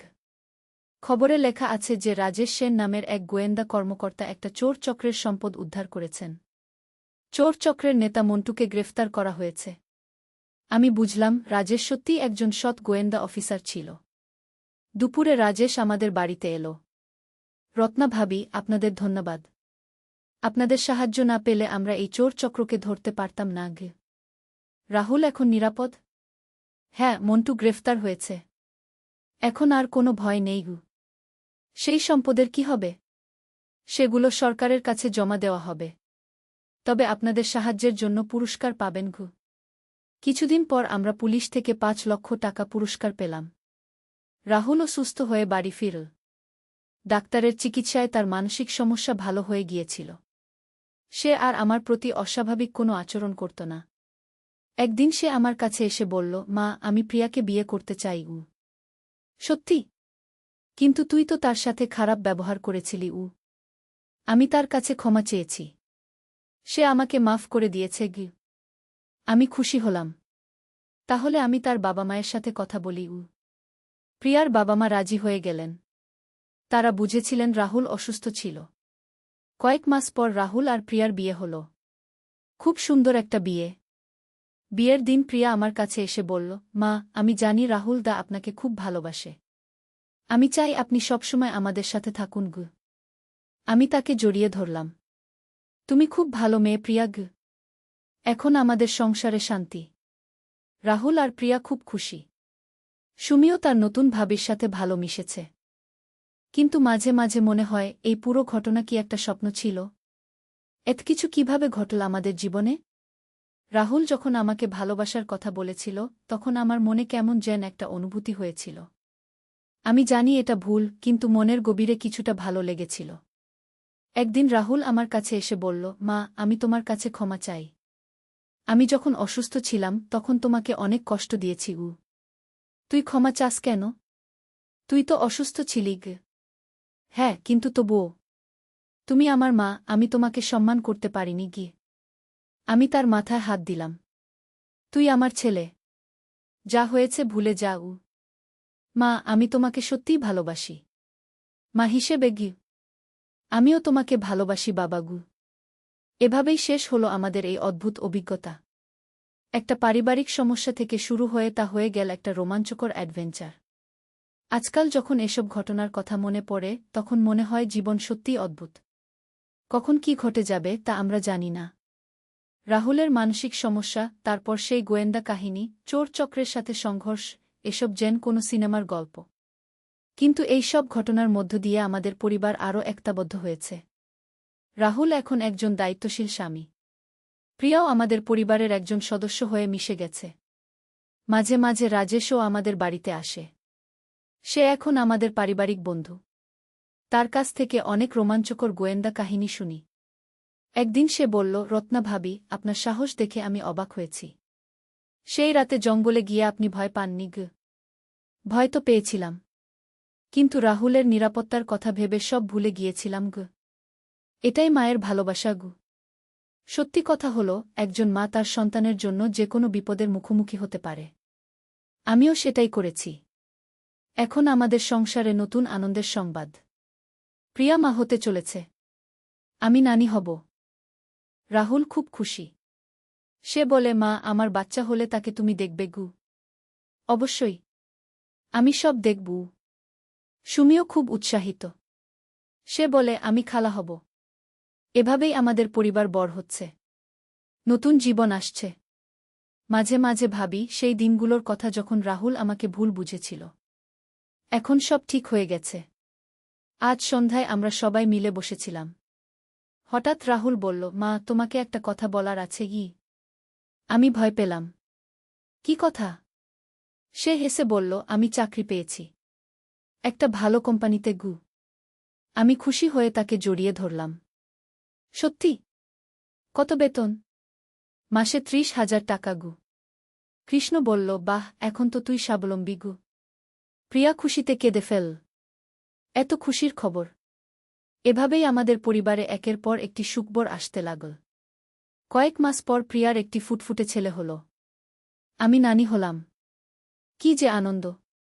ছোট্ট নাতিটা দেখতে অনেকটা রাহুলের মতো। প্রিয়া বলল, মা, এর নাম কি রাখব? তোমরাই ঠিক করোক। রাহুল বলল, আমি নাম রেখেছি অর্জুন গু। সুন্দর নাম ঘ। এখন আমার দিন কাটে নাতির সাথে। অর্জুন খুব দুরন্ত, সারাক্ষণ হাসে। একদিন রাহুল আমাকে বলল, মা, তুমি না থাকলে আমি কখনো এত সুখী হতে পারতাম না গি। কেন এসব কথা বলছিস?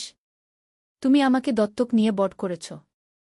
আমার সমস্যার সময় পাশে থেকেছ। আর এখন আমার সংসারের দেখভাল করছ উ। আমার চোখে পানি এলো। তুই আমার সন্তান। এসব আমার কর্তব্য উ। না মা, এটা তোমার ভালোবাসা গু। সত্যি কথা হল, মা ছেলের সম্পর্ক পৃথিবীর সবচেয়ে পবিত্র সম্পর্ক। এই সম্পর্কে কোনো স্বার্থ নেই, কোনো শর্ত নেই। এখন যখন এই গল্প বলছি, তখন অর্জুন আমার কোলে শুয়ে ঘুমাচ্ছে। কি শান্তি তার মুখে! আমার মনে হয়, জীবনে যত সমস্যাই আসুক না কেন, পরিবারের ভালোবাসা দিয়ে সব সমাধান করা যায়। রাহুলের মানসিক সমস্যা, সেই রহস্যময় গোয়েন্দা কাহিনী, চোর চক্রের সাথে লড়াই, এসব ঘটনা আমাদের পরিবারকে আরও শক্তিশালী করেছে। এখন আমরা সবাই মিলে খুব সুখে আছি। রাহুল তার কাজে মনোযোগী। প্রিয়া একজন ভালো মা। সুমিও পড়াশোনায় ভালো করছে। আর আমি একজন সন্তুষ্ট মা। আমার সন্তানরা সুখী, এটাই আমার সবচেয়ে বড় পাওয়া। মাঝে মাঝে মনে হয়, সেই দিনের কথা যখন রাহুল আমাকে লাল গোলাপের তোড়া দিয়েছিল। তখন আমি বুঝতে পারিনি যে এর পেছনে কি আছে। এখন বুঝি, সেটা ছিল তার মানসিক সমস্যার প্রভাব। কিন্তু সেই ঘটনার মধ্য দিয়েই আমরা তার সমস্যা বুঝতে পেয়ে। সত্যের আলো। একটি ইসলামিক গল্প। প্রথম অধ্যায়, অন্ধকারের সূচনা। আন্দালুসিয়ার সুবিশাল প্রাসাদের মার্বেল পাথরে সূর্যের আলো পড়ে ঝলমল করছিল। কিন্তু আমির আব্দুর রহমানের হৃদয়ে তখন গভীর অন্ধকার। খ্রিস্টান রাজা আলফোন্সো তার বিশাল বাহিনী নিয়ে মুসলিম ভূমির দিকে এগিয়ে আসছেন। সংবাদ এসেছে যে তারা পথে যা কিছু পাচ্ছেন তাই ধ্বংস করে দিচ্ছেন। আমির সাহেব তার বিশ্বস্ত সেনাপতি হাসান ইবনে আলী কক্ষে প্রবেশ করলেন। শত্রুবাহিনী আর মাত্র দুদিনের পথ। আমাদের প্রস্তুতি সম্পূর্ণ উ। আব্দুর রহমান জানালার দিকে তাকিয়েছিলেন। দূরে মসজিদের মিনার থেকে মাগরিবের আয়ান ভেসে আসছিল। হাসান, তুমি কি মনে কর, আল্লাহ আমাদের সাহায্য করবেন? আমির, আল্লাহ যারা সত্যের পথে থাকে তাদের সাহায্য করেন। আমরা আমাদের মাতৃভূমি, আমাদের দিন রক্ষার জন্য যুদ্ধ করছি উ। সেদিন রাতে আব্দুর রহমান দীর্ঘ সময় নামায়ে কাটালেন। তাহাজ্জুদের নামায়ে তিনি আল্লাহর কাছে প্রার্থনা করলেন, হে আল্লাহ, আমি জানি না এই যুদ্ধের পরিণতি কি হবে। কিন্তু আমি জানি যে তুমি ন্যায় বিচারক। আমাদের যা কিছু করার শক্তি দাও, সেটাই আমাদের জন্য কল্যাণকর উ। দ্বিতীয় অধ্যায়, যুবকের বিশ্বাস। পরের দিন ভোরে সৈন্যদের সমাবেশে আব্দুর রহমান দেখলেন একজন কিশোর তার তলোয়ার হাতে দাঁড়িয়ে আছে। ছেলেটির নাম উমর ইবনে ইউসুফ। মাত্র 17 বছর বয়স, কিন্তু চোখে দৃঢ় সংকল্প। উমর, তুমি এত কম বয়সে যুদ্ধে যেতে চাও কেন? আব্দুর রহমান জিজ্ঞেস করলেন। আমির সাহেব, গত মাসে শত্রুরা আমাদের গ্রামে হামলা করেছিল। আমার বাবা আমাকে বলেছিলেন, বেটা, যখন দিনের উপর আক্রমণ আসে তখন প্রতিটি মুসলমানের দায়িত্ব সেটা প্রতিহত করা। আমার বাবা সেই হামলায় শহীদ হয়েছেন। আব্দুর রহমানের চোখে পানি এল। এই যুবকের মধ্যে তিনি দেখতে পেলেন সেই বিশ্বাস আর সাহসিকতা যা মুসলিম উম্মাহকে মহান বানিয়েছে। উমর, যুদ্ধ কোনো খেলা নয়। মৃত্যুর সম্মুখীন হওয়ার জন্য প্রস্তুত থাকতে হয়। আমির সাহেব, কুরআন শরীফে আল্লাহ তায়ালা বলেছেন, তোমরা মনে করো না যে যারা আল্লাহর রাহে নিহত হয় তারা মৃত, বরং তারা জীবিত, তাদের প্রতিপালকের নিকট তাদের রিজিক দেওয়া হয়। আমি মৃত্যুকে ভয় পাই না, আমি ভয় পাই আল্লাহর অসন্তুষ্টিকে। কি? তৃতীয় অধ্যায়, যুদ্ধের প্রাক্কালে। যুদ্ধের আগের রাতে মুসলিম সৈন্যদের শিবিরে একটা আলাদা পরিবেশ। কেউ কুরআন তিলাওয়াত করছেন, কেউ জিকিরে মগ্ন, কেউ পরিবারের কথা ভাবছেন। হাসান ইবনে আলী তার অভিজ্ঞতার কথা তরুণ সৈন্যদের বলছিলেন। যুদ্ধের ময়দানে যাওয়ার আগে প্রতিটি মুজাহিদের দুইটা জিনিস মনে রাখা উচিত, হাসান বলছিলেন। প্রথমত, আমরা আল্লাহর জন্য যুদ্ধ করছি, নিজেদের অহংকার বা লোভের জন্য নয়। দ্বিতীয়ত, শত্রুর প্রতিও আমাদের ন্যায় বিচার করতে হবে। নিরীহ মানুষ, বৃদ্ধ, শিশু, নারীদের ক্ষতি করা আমাদের ধর্মে নিষিদ্ধ। উমর প্রশ্ন করল, কিন্তু হাসান চাচা, যদি শত্রুরা আমাদের সাথে এমন ন্যায় বিচার না করে? উমর, আমাদের চরিত্র শত্রুর আচরণের উপর নির্ভর করে না। আমরা মুসলিম, আমাদের আদর্শ রাসূলুল্লাহ শাহ। তিনি সবচেয়ে কঠিন পরিস্থিতিতেও ন্যায় বিচার থেকে সরে আসেননি। রাতের শেষ প্রহরে আব্দুর রহমান তার সৈন্যদের উদ্দেশ্যে শেষ ভাষণ দিলেন। হে আমার ভাইয়েরা, আগামীকাল আমরা যুদ্ধে যাব। কিন্তু মনে রাখবেন, এই যুদ্ধ কোনো ব্যক্তিগত শত্রুতার জন্য নয়। এই যুদ্ধ আমাদের মাতৃভূমি, আমাদের দিন, আমাদের পরিবারের সুরক্ষার জন্য। আল্লাহ যদি আমাদের জয় দান করেন তাহলে আমরা নম্রভাবে তার কৃতজ্ঞতা আদায় করব। আর যদি আমাদের পরাজয় হয় তাহলেও আমরা জানব যে আল্লাহর ফয়সালাই চূড়ান্ত। চতুর্থ অধ্যায়, সংঘর্ষ। পরদিন সূর্যোদয়ের সাথে সাথে দুই বাহিনী মুখোমুখি হল। আলফোনসোর বাহিনী সংখ্যায় বেশি, অস্ত্রশস্ত্রেও এগিয়ে। কিন্তু মুসলিম সৈন্যদের চোখে এক আলাদা দীপ্তি। যুদ্ধ শুরুর আগে আব্দুর রহমান তার সৈন্যদের সাথে দোয়া করলেন, রাব্বানা আফরিক আলাইনা সবরান ওয়া সাব্বিত আকদামানা ওয়ানসুরনা আলাল কাউমিল কাফিরিনগু। হে আমাদের প্রতিপালক, আমাদের উপর ধৈর্য ঢেলে দাও, আমাদের পা দৃঢ় করে দাও, আর কাফেরদের বিরুদ্ধে আমাদের সাহায্য কর। যুদ্ধ প্রচণ্ড ভয়াবহ আকার ধারণ করল। উমর তার তলোয়ার হাতে বীরত্বের সাথে যুদ্ধ করছিল। একসময় একটি শত্রু সৈন্য তার পিঠের দিক থেকে আক্রমণ করতে গেল, কিন্তু হাসান ইবনে আলী তাকে রক্ষা করলেন। এই সময় হাসানের বুকে একটি তীর বিঁধে গেল। উমর কান্নায় ভেঙে পড়ল। হাসান চাচা, আপনি কেন আমাকে বাঁচাতে গেলেন? রক্তক্ষরণের মাঝেও হাসান মুস্কি হাসলেন। উমর, তুমি এই উম্মাহর ভবিষ্যৎ। আমার মতো বুড়োর চেয়ে তোমার জীবন বেশি গুরুত্বপূর্ণ। আল্লাহর কাছে আমার জন্য দোয়া করব। হাসানের মৃত্যু উমরের মনে গভীর প্রভাব ফেল। তিনি বুঝলেন যে জিহাদ শুধু যুদ্ধ নয়, এটা ত্যাগের নাম, এটা মানবতার সেবার নাম। পঞ্চম অধ্যায়, অপ্রত্যাশিত মোড়। যুদ্ধ দিনভর চল। সন্ধ্যার সময় মুসলিম বাহিনী ক্লান্ত হয়ে পড়েছে, কিন্তু তারা হাল ছাড়েনি। এমন সময় উমর দেখল যে শত্রুবাহিনীর একজন সৈন্য আহত অবস্থায় পড়ে আছে। সে একটা খ্রিস্টান সৈন্য, কিন্তু তার অবস্থা খুবই খারাপ। উমর দ্বিধায় পড়ে গেল। এটা তার শত্রু, কিন্তু তার মানবিক দায়িত্ব কি? তার মনে পড়ে গেল হাসানের কথা, নিরীহ মানুষদের ক্ষতি করা আমাদের ধর্মে নিষিদ্ধ।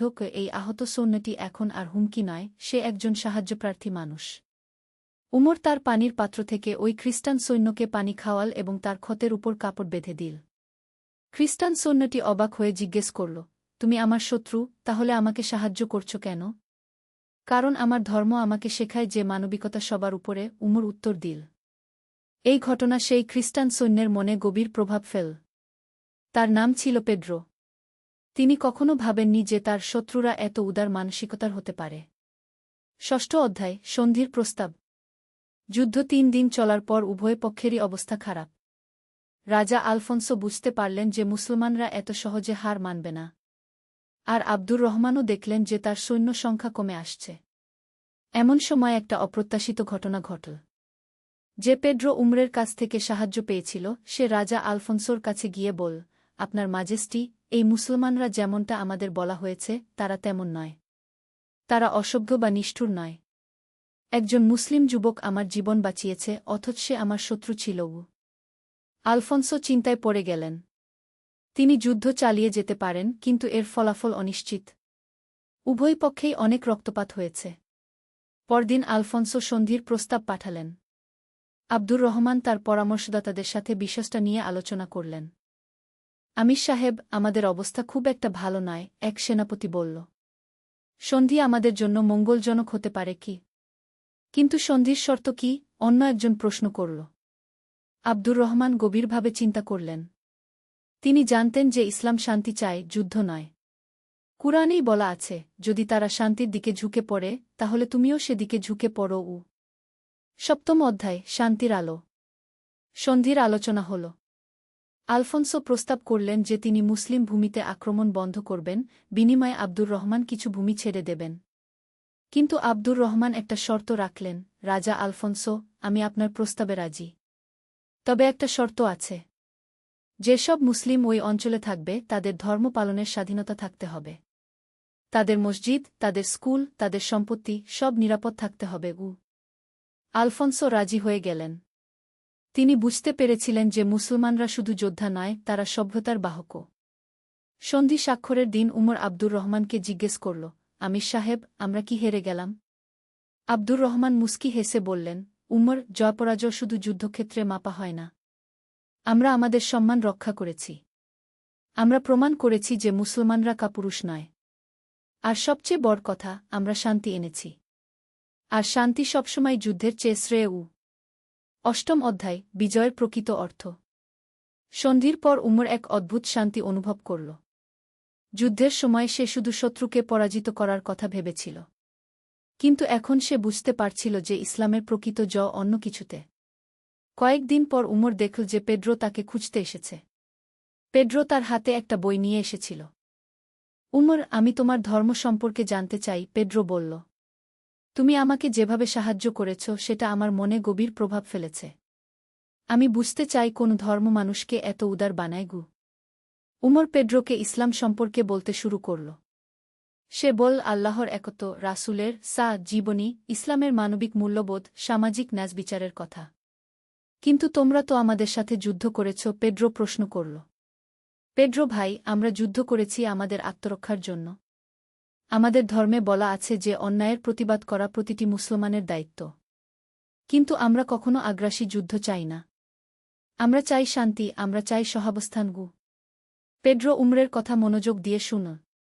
কয়েক মাস পর সে ইসলাম গ্রহণ করল এবং তার নাম রাখল আব্দুর রহিম। নবম অধ্যায়, শিক্ষা। বছর পেরিয়ে গেল। আন্দালুসিয়ায় শান্তি বিরাজ করছে। উমর এখন একজন দক্ষ সৈনিক এবং পণ্ডিত হয়ে উঠেছে। সে অস্ত্র শিক্ষার পাশাপাশি কুরআন, হাদিস, ফিকাহ, দর্শন, গণিত, জ্যোতির্বিদ্যা পড়েছে। একদিন আব্দুর রহমান উমরকে ডাকলেন। উমর, আমি বুড়ো হয়ে যাচ্ছি। এই রাজ্যের ভবিষ্যৎ তোমাদের মতো যুবকদের হাতে। তোমাকে একটা গুরুত্বপূর্ণ দায়িত্ব দিতে চাই। আমির সাহেব, আমি প্রস্তুত। আমি চাই তুমি একটা মাদ্রাসা প্রতিষ্ঠা কর। সেখানে শুধু মুসলিম শিশুরাই নয়, খ্রিস্টান এবং ইহুদি শিশুরাও পড়তে পারবে। আমি চাই আমাদের এই ভূমি জ্ঞান বিজ্ঞানের কেন্দ্র হয়ে উঠুক। উমর খুশি হয়ে গেল।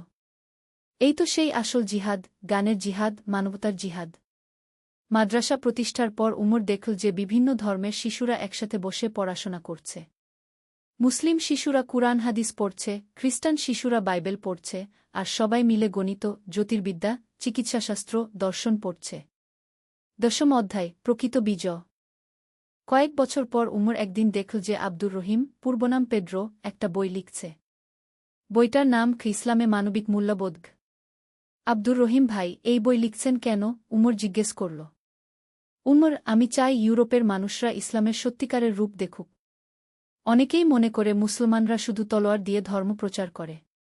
কিন্তু আমি দেখেছি যে ইসলামের সত্যিকারের শক্তি তার নৈতিক মূল্যবোধে, তার মানবিকতায়। উমর খুশি হয়ে গেল। তার মনে পড়ে গেল হাসান ইবনে আলীর কথা, আমাদের চরিত্রই আমাদের সবচেয়ে বড় দাওয়াহ। বছরের পর বছর কেটে গেল। উমর এখন আমির আব্দুর রহমানের উপদেষ্টা। একদিন তার কাছে খবর এল যে ইউরোপের বিভিন্ন দেশ থেকে পণ্ডিতরা আন্দালুসিয়ায় এসে জ্ঞান অর্জন করতে চান। আমির সাহেব, উমর বলল, আমাদের সেই যুদ্ধের প্রকৃত ফলাফল এখন দেখা যাচ্ছে। আমরা তলোয়ার দিয়ে যা পারিনি তা আমরা কলম আর চরিত্র দিয়ে করতে পারছি গু। আব্দুর রহমান হেসে বললেন, উমর, তুমি ঠিক বলেছ। প্রকৃত বিজয় তলোয়ারে নয়, হৃদয় জয়ে। আমরা শুধু একটা যুদ্ধে জিতিনি, আমরা মানুষের মন জিতেছি। একাদশ অধ্যায়, পরবর্তী প্রজন্ম। ২০ বছর পর উমর এখন নিজেই একজন বিজ্ঞ শাসক। তার মাদ্রাসা থেকে যে সব ছাত্র বের হয়েছে তারা ইউরোপের বিভিন্ন প্রান্তে ছড়িয়ে গেছে। তারা চিকিৎসক, দার্শনিক, গণিতবিদ, জ্যোতির্বিদ হিসেবে কাজ করছে। আর সবচেয়ে বড় কথা, তারা তাদের কর্মে ইসলামের সুন্দর চেহারা তুলে ধরছে। একদিন উমরের কাছে একজন যুবক এল। তার নাম ইউসুফ। সে খুবই উত্তেজিত। উস্তাদ উমর, উত্তরে নরমানরা আবার আক্রমণের প্রস্তুতি নিচ্ছে। আমাদের কি যুদ্ধের প্রস্তুতি নেওয়া উচিত নয়? উমর মুস্কি হাসলেন। এই যুবকের মধ্যে নিজের যৌবনের ছাপ দেখতে পেলেন। ইউসুফ, যুদ্ধ সবসময় শেষ উপায়। আগে দেখি কূটনীতি দিয়ে সমস্যার সমাধান হয় কিনা। আমাদের দূত পাঠাই, তাদের সাথে কথা বলি। হয়তো কোনো ভুল বুঝাবুঝি আছে কি। কিন্তু উস্তাদ, তারা যদি আক্রমণ করেই ফেলে? তাহলে আমরা প্রতিরোধ করব। কিন্তু আমাদের উদ্দেশ্য হবে আত্মরক্ষা, ধ্বংস নয়। আর যুদ্ধ শেষে আমাদের ব্যবহার এমন হতে হবে যেন শত্রু আমাদের সম্মান করে। কি? ইউসুফ চিন্তায় পড়ে গেল। উস্তাদ, এত উদারতা দেখিয়ে আমরা কি দুর্বল মনে হচ্ছি না? ইউসুফ, প্রকৃত শক্তি অন্যকে ক্ষমা করার ক্ষমতায়। যে ব্যক্তি রাগ থাকা সত্ত্বেও ক্ষমা করতে পারে সেই প্রকৃত বীর। রাসূলুল্লাহ সা মক্কা বিজয়ের দিন তার সব শত্রুকে ক্ষমা করে দিয়েছিলেন। ফলাফল? তারাই পরবর্তীতে ইসলামের সবচেয়ে বড় সহায়ক হয়েছিল। দ্বাদশ অধ্যায়, প্রজ্ঞার বিজয়। দূত পাঠানোর পর জানা গেল যে নরমানদের সাথে একটা ব্যবসায়িক বিরোধ ছিল। তারা মনে করছিল মুসলিম ব্যবসায়ীরা তাদের সাথে অন্যায় করেছে। উমর তদন্ত করে দেখলেন যে সত্যিই কিছু মুসলিম ব্যবসায়ী অসৎ আচরণ করেছে। উমর সাথে সাথে সেই ব্যবসায়ীদের শাস্তি দিলেন এবং নরমানদের ক্ষতিপূরণ দিলেন। এই ন্যায়বিচার দেখে নরমান নেতা অভিভূত হয়ে গেলেন। আমি ভেবেছিলাম আপনারা আপনাদের লোকদের পক্ষেই থাকবেন, নরমান নেতা বললেন। আমাদের ধর্মে ন্যায়বিচার সবার উপরে। আমরা আমাদের লোক হোক বা পর হোক, সত্যের পক্ষে থাকি, উমর উত্তর দিলেন। এই ঘটনার পর নরমানদের সাথে মুসলমানদের সম্পর্ক আরও মজবুত হয়ে গেল। যুদ্ধের বদলে শান্তি, শত্রুতার বদলে বন্ধুত্ব। ত্রয়োদশ অধ্যায়, শেষ যুদ্ধ। কিন্তু জীবনে সব সময় শান্তি থাকে না। উমরের ৫০ বছর বয়সে এক নতুন হুমকি এল। পূর্ব দিক থেকে একদল দুর্বৃত্ত দস্যু নিয়মিত গ্রামে হামলা করতে শুরু করল। তারা কোন ধর্ম মানে না, কোনো নৈতিকতা মানে না। শুধু লুটপাট আর ধ্বংসজ্ঞ। এবার আর কূটনীতির কোনো উপায় ছিল না। উমর বাধ্য হয়ে যুদ্ধের প্রস্তুতি নিলেন। কিন্তু এই যুদ্ধেও তিনি তার নৈতিক আদর্শ বজায় রাখলেন। যুদ্ধের আগে তিনি তার সৈন্যদের উদ্দেশ্যে বললেন, আমরা এই দস্যুদের বিরুদ্ধে যুদ্ধ করছি নিরীহ মানুষদের রক্ষার জন্য। কিন্তু মনে রাখবেন, যুদ্ধের ময়দানেও আমাদের মানবিকতা হারানো যাবে না। যে আত্মসমর্পণ করবে তাকে হত্যা করা যাবে না। যে পালিয়ে যাবে তার পিছনে তাড়া করার দরকার নেই। যুদ্ধটি খুব দ্রুত শেষ হয়ে গেল। দস্যুরা সংগঠিত বাহিনীর মুখোমুখি হতে পারল না। কিন্তু যুদ্ধ শেষে উমর একটা অদ্ভুত ঘটনা দেখলেন। দস্যু বাহিনীর নেতা, যে আত্মসমর্পণ করেছিল, সে উমরের কাছে এসে বলল, আমি আপনার মতো শত্রু আগে দেখিনি। আপনি আমাকে হত্যা করতে পারতেন, কিন্তু করেননি। কেন? কারণ তুমি এখন আর হুমকি নও। আর আমার ধর্ম অপ্রয়োজনীয় রক্তপাত নিষিদ্ধ করে কি? দস্যু নেতা গভীরভাবে চিন্তা করল। আমি সারা জীবন শুধু নিষ্ঠুরতা দেখেছি। আপনার মতো মানুষের অস্তিত্বে আমার বিশ্বাস ছিল না। আপনি আমাকে একটা নতুন পথ দেখালেন। কয়েক মাস পর সেই প্রাক্তন দস্যু নেতা মুসলমান হয়ে গেল এবং সমাজসেবায় নিজেকে নিয়োজিত করল। চতুর্দশ অধ্যায়, প্রজ্ঞার উপদেশ। উমর এখন একজন বৃদ্ধ মানুষ। তার চুল সাদা হয়ে গেছে, কিন্তু চোখে এখনও সেই তারুণ্যের আগুন। তার চারপাশে জড়ো হয়েছে নতুন প্রজন্মের যুবকরা। একদিন এক যুবক তাকে জিজ্ঞেস করল, উস্তাদ উমর, আপনি এত যুদ্ধ দেখেছেন। জিহাদের প্রকৃত অর্থ কি? উমর একটু ভেবে বললেন, বেটা, জিহাদ মানে সংগ্রাম। আর এই সংগ্রাম কয়েক ধরনের। প্রথমত, নিজের মন থেকে খারাপ গুণাবলী দূর করার সংগ্রাম, এটা জিহাদুন নফস। দ্বিতীয়ত, সমাজ থেকে অন্যায় অবিচার দূর করার সংগ্রাম। তৃতীয়ত, জ্ঞান অর্জন ও প্রচারের সংগ্রাম। আর সবশেষে যখন আর কোনো উপায় থাকে না, তখন আত্মরক্ষার জন্য অস্ত্র হাতে নেওয়ার সংগ্রাম গো। কিন্তু উস্তাদ, কোনটা সবচেয়ে গুরুত্বপূর্ণ? প্রথমটা। যে ব্যক্তি নিজের মনকে জয় করতে পারে না, সে অন্য কোনো জিহাদে সফল হতে পারে না। রাসূলুল্লাহ সা বলেছেন, আমরা ছোট জিহাদ যুদ্ধ থেকে ফিরে বড় জিহাদের আত্মশুদ্ধির দিকে যাচ্ছি গু। অন্য একজন যুবক প্রশ্ন করল, তাহলে কি যুদ্ধ একেবারেই খারাপ? না বেটা। অন্যায়ের বিরুদ্ধে প্রতিরোধ কখনো খারাপ নয়। কিন্তু যুদ্ধ করার আগে দেখতে হয় সেটা সত্যিই প্রয়োজনীয় কিনা। যুদ্ধের সময় দেখতে হয় আমরা ন্যায়ের পথে আছি কিনা। আর যুদ্ধের পরে দেখতে হয় আমাদের জয় মানবতার কল্যাণে আসছে কিনা গু। ৫০ অধ্যায় উত্তরাধিকার। উমর তার শেষ দিনগুলিতে একটি বই লিখতে শুরু করলেন। বইটির নাম দিলেন জিহাদের প্রকৃত অর্থও। সেই বইতে তিনি লিখলেন, আমার প্রিয় ভাইয়েরা, আমি এই দীর্ঘ জীবনে অনেক যুদ্ধ দেখেছি, অনেক সংঘাত দেখেছি। কিন্তু আমি যা শিখেছি তা হল প্রকৃত জিহাদ আসলে শান্তি প্রতিষ্ঠার জন্য। আমরা যুদ্ধ করি যেন পরবর্তী প্রজন্মকে যুদ্ধ করতে না হয়। ইসলাম শান্তির ধর্ম। আমরা অস্ত্র হাতে নেই শুধুমাত্র নিরীহ মানুষদের রক্ষা করার জন্য, অত্যাচারীদের থামানোর জন্য। কিন্তু আমাদের সবচেয়ে শক্তিশালী অস্ত্র হল আমাদের চরিত্র, আমাদের জ্ঞান, আমাদের ন্যায়বিচার। যখন একজন অমুসলিম আমাদের ন্যায়বিচার দেখে ইসলাম গ্রহণ করে, সেটা হাজারো তলোয়ারের চেয়ে বড় বিজয়। যখন আমাদের জ্ঞান-বিজ্ঞান পৃথিবীতে কল্যাণ নিয়ে আসে, সেটা যে কোনো যুদ্ধজয়ের চেয়ে মহান। আমার উত্তরসূরিদের কাছে আমার অনুরোধ, তোমরা শক্তিশালী হও, কিন্তু অন্যায়কারী হজো না। তোমরা সাহসী হও, কিন্তু নিষ্ঠুর হজো না। তোমরা নিজেদের ধর্মকে ভালোবাস, কিন্তু অন্য ধর্মের মানুষদের ঘৃণা কর না। মনে রাখবে, আল্লাহ তায়ালা বলেছেন, তোমাদের মধ্যে যারা ঈমান আনে এবং সৎকাজ করে, তারাই পৃথিবীর উত্তরাধিকারী হবে। এই উত্তরাধিকারিত্ব অর্জন হয় তলোয়ারের জোরে নয়, চরিত্রের জোরে। কি ৬০ অধ্যায় শেষ নিঃশ্বাস। উমরের মৃত্যুর আগের দিন তার বিছানার পাশে এসে বসলেন আব্দুর রহিম, প্রাক্তন পেড্রো। দুই বন্ধু দীর্ঘ সময় নীরবে বসে রইলেন। উমর ভাই, আব্দুর রহিম বললেন, আপনি আমার জীবন বদলে দিয়েছেন। কিন্তু শুধু আমার নয়, এই অঞ্চলের হাজার হাজার মানুষের জীবন বদলে দিয়েছেন গু। উমর দুর্বল কণ্ঠে বললেন, আব্দুর রহিম ভাই, আমি কিছুই করিনি। আল্লাহই সব করেছেন। তিনি আমাকে দিয়ে তার কাজ করিয়ে নিয়েছেন গু। আপনি কি মনে করেন আমরা সফল হয়েছি? উমর জানালার দিকে তাকালেন। বাইরে বিভিন্ন ধর্মের শিশুরা একসাথে খেলছে। মুসলিম, খ্রিস্টান, ইহুদি শিশুরা কোনো ভেদাভেদ ছাড়াই। দেখুন আব্দুর রহিম ভাই, ওই শিশুদের। তারাই আমাদের সবচেয়ে বড় সাফল্য। আমরা তাদের জন্য একটা শান্তিপূর্ণ পৃথিবী রেখে যেতে পেরেছি। তারা বড় হবে ভালোবাসায়, বিদ্বেষে নয় গু। সেই রাতে উমর শেষবারের মতো তাহাজ্জুদের নামায় পড়লেন। সিজদায় গিয়ে তিনি দোয়া করলেন, হে আল্লাহ, আমি তোমার কাছে ক্ষমা চাই। আমার জীবনের যত ভুল ত্রুটি সব মাফ করে দাও। আমি যদি কারো কোনো ক্ষতি করে থাকি, তাও মাফ করে দাও। আর আমার পরবর্তী প্রজন্মকে সঠিক পথে রেখো গো। পরদিন ফজরের নামায়ের পর উমর ইবনে ইউসুফ শেষ নিঃশ্বাস ত্যাগ করলেন। তার মুখে ছিল গভীর শান্তির হাসি। সমাপ্তি। অনন্তকালের গল্প। উমরের জানায়ায় হাজার হাজার মানুষ এসেছিল। শুধু মুসলিম নয়, খ্রিস্টান, ইহুদি, এমনকি অন্য ধর্মের মানুষরাও। সবার চোখে পানি। এক খ্রিস্টান বৃদ্ধ বলছিলেন, উমর আমাদের শিখিয়েছেন যে ধর্ম মানুষকে পরস্পরের শত্রু বানায় না, মানুষের সংকীর্ণতায় শত্রুতা সৃষ্টি করে। কি এক ইহুদি পণ্ডিত বলছিলেন, আমি উমরের কাছ থেকে শিখেছি যে সত্যিকারের ধর্মীয় ব্যক্তি সবার সাথে ন্যায়বিচার করেন ঘু। আর এক মুসলিম যুবক বলছিল, উমর চাচা আমাদের দেখিয়েছেন যে জিহাদের প্রকৃত অর্থ হল মানবতার সেবা গু। উমরের কবরের উপর লেখা হয়েছিল, এখানে শুয়ে আছেন উমর ইবনে ইউসুফ, যিনি তলোয়ার তুলেছিলেন সত্যের পক্ষে, কিন্তু জিতেছিলেন হৃদয়ের শক্তিতে। যিনি যুদ্ধ করেছিলেন শান্তির জন্য এবং শত্রুদের বানিয়েছিলেন বন্ধু। আল্লাহ তাকে জান্নাতুল ফিরদাউস নসিব করুন গো।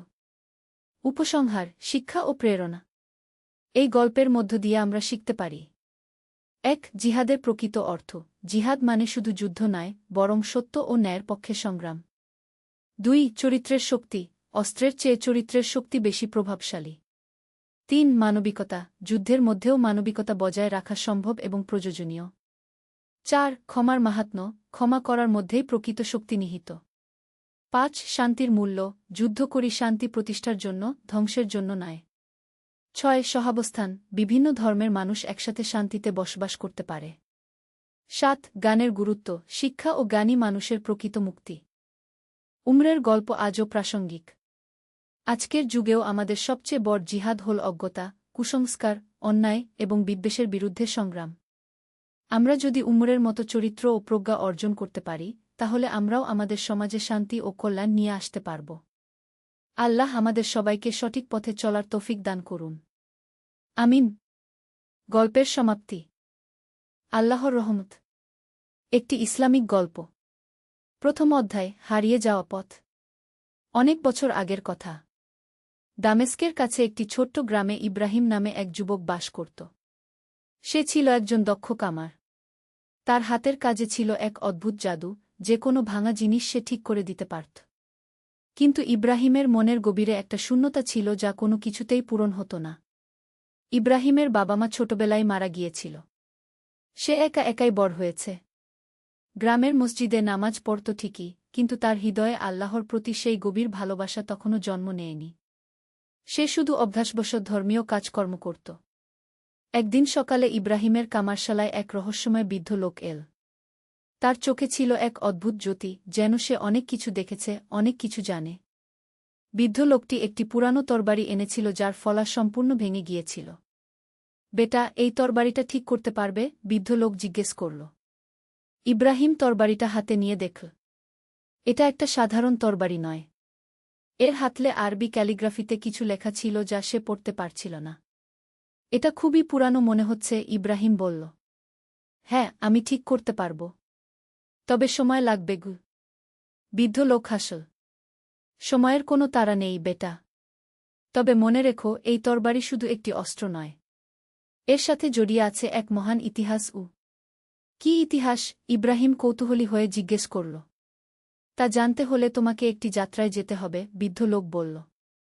তুমি কি প্রস্তুত? ইব্রাহিম একটু ভাবল। তার জীবন একঘেয়ে হয়ে গিয়েছিল। প্রতিদিন একই কাজ, একই রুটিন। হয়তো একটা পরিবর্তন ভালোই হবে। আমি প্রস্তুত, সে উত্তর দিল। দ্বিতীয় অধ্যায়, আল হাকিমের খোঁজে। বৃদ্ধ লোকটি ইব্রাহিমকে বলল যে তার নাম উমর। তিনি বহু বছর ধরে এই তরবারির সঠিক মালিক খুঁজছেন। এই তরবারিটি ছিল বিখ্যাত সুফি সাধক আল হাকিমের। আল হাকিম ছিলেন একজন ন্যায়পরায়ণ শাসক যিনি তার প্রজাদের সেবায় নিজের জীবন উৎসর্গ করেছিলেন। আল হাকিমের কবর কোথায়? ইব্রাহিম জিজ্ঞেস করল। সেটাই তো খুঁজে বের করতে হবে, উমর বলল। শুনেছি তার কবর পাহাড়ের চূড়ায় কোনো এক নির্জন জায়গায়। কিন্তু সেখানে পৌঁছানোর পথ খুবই কঠিন। পরদিন ভোরে ইব্রাহিম ও উমর যাত্রা শুরু করল। তারা উট নিয়ে মরুভূমির দিকে রওনা দিল। পথে তারা বিভিন্ন গ্রামে থেমে মানুষের কাছে আল হাকিমের কথা জিজ্ঞেস করত। প্রথম গ্রামে তারা একজন বৃদ্ধা মহিলার দেখা পেল। তিনি তাদের চা খেতে দিলেন এবং বললেন, আল হাকিমের কথা আমার দাদিমা বলতেন। তিনি বলতেন, আল হাকিম এমন একজন মানুষ ছিলেন যিনি অন্ধকার রাতে পথ হারানো মানুষদের জন্য আলো হয়ে দাঁড়িয়েছিলেন। তার দেশে কোনো গরিব ক্ষুধার্ত থাকত না। তার কবর কোথায় আছে জানেন? উমর জিজ্ঞেস করল। বৃদ্ধা ভাবল কিছুক্ষণ।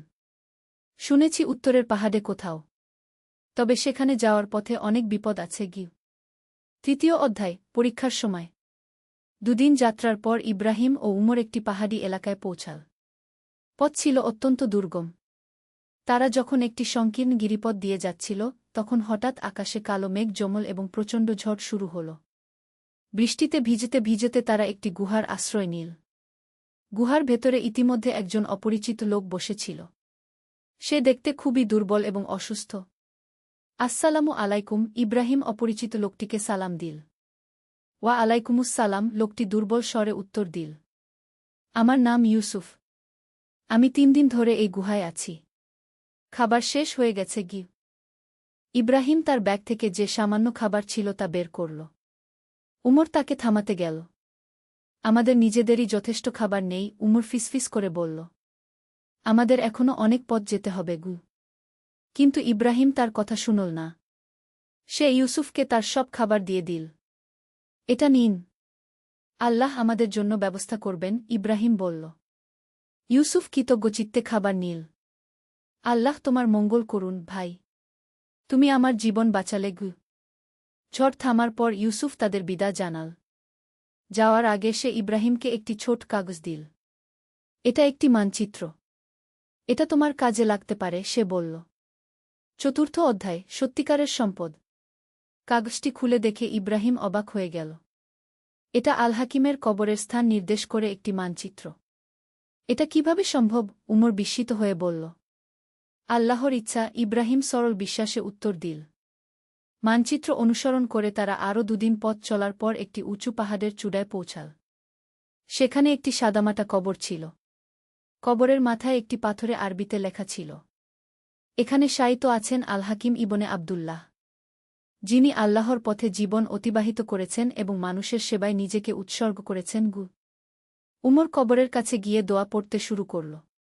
ইব্রাহিমও তার সাথে যোগ দিল। হঠাৎ ইব্রাহিমের হৃদয়ে এক অদ্ভুত পরিবর্তন অনুভূত হল। তার চোখে পানি এসে গেল। প্রথমবারের মতো সে আল্লাহর কাছাকাছি অনুভব করল। উমর কাকা, সে বলল, আমি এতদিন সত্যিকারের জীবনের অর্থই বুঝতে পারিনি। গিয়ে উমর হাসল। বেটা, এই যাত্রাটাই ছিল তোমার জন্য আল্লাহর পরিকল্পনা। তুমি যে ইউসুফকে খাবার দিয়েছিলে সেটা ছিল তোমার হৃদয়ের পরীক্ষা। পঞ্চম অধ্যায়, নতুন জীবনের সূচনা। কবর জিয়ারত শেষে ইব্রাহিম ভাঙা তরবারিটা বের করল। সে লক্ষ্য করল যে তরবারির হাতলে লেখা আরবি ক্যালিগ্রাফি এখন তার কাছে পরিষ্কার মনে হচ্ছে। সেখানে লেখা ছিল, লা ইলাহা ইল্লাল্লাহু মুহাম্মাদুর রাসূলুল্লাহ। এই তরবারি তোমার, উমর বলল। আল হাকিম চেয়েছিলেন এটা এমন কারো হাতে যাক যে সত্যিকারের ঈমান খুঁজে পেয়েছে। কিন্তু আমি কি করব এটা দিয়ে? ইব্রাহিম জিজ্ঞেস করল। এটা একটা প্রতীক, উমর বলল। যেমন আল হাকিম ন্যায়ের জন্য লড়াই করেছিলেন, তেমনি তুমিও তোমার জীবনে ন্যায় ও সত্যের পক্ষে দাঁড়াবে। ফেরার পথে ইব্রাহিম লক্ষ্য করল যে তার দৃষ্টিভঙ্গি পুরোপুরি বদলে গেছে। প্রতিটি গাছ, প্রতিটি পাথর, প্রতিটি মানুষ, সবকিছুতেই সে আল্লাহর নিদর্শন দেখতে পাচ্ছিল। ষষ্ঠ অধ্যায়, সেবার জীবন। গ্রামে ফিরে এসে ইব্রাহিম তার কামারশালায় কাজ শুরু করল। কিন্তু এবার তার কাজের উদ্দেশ্য পাল্টে গেছে। সে এখন শুধু অর্থের জন্য কাজ করে না, বরং মানুষের সেবার জন্য কাজ করে। যে গরিব মানুষেরা তার কাজের দাম দিতে পারত না, তিনি তাদের বিনামূল্যে সেবা দিতেন। তার কামারশালা হয়ে উঠল গ্রামের একটি সেবাকেন্দ্র। একদিন গ্রামে একটি অনাথ শিশু এল। তার নাম ছিল আহমদ। ইব্রাহিম তাকে দেখেই বুঝতে পারল যে এই শিশুটি তার নিজের শৈশবের প্রতিচ্ছবি। তোমার কোনো পরিবার নেই? ইব্রাহিম জিজ্ঞেস করল। না চাচা, আমার মা-বাবা মারা গেছে, আহমদ কেঁদে বলল। ইব্রাহিম আহমদকে তার কাছে রাখল। তাকে কামারের কাজ শেখাতে শুরু করল। কিন্তু সবচেয়ে বড় কথা, সে আহমদকে জীবনের প্রকৃত অর্থ শেখাতে শুরু করল। সপ্তম অধ্যায়, আল্লাহর রহমত। সময় গড়িয়ে গেল। ইব্রাহিম এখন গ্রামের একজন সম্মানিত ব্যক্তি।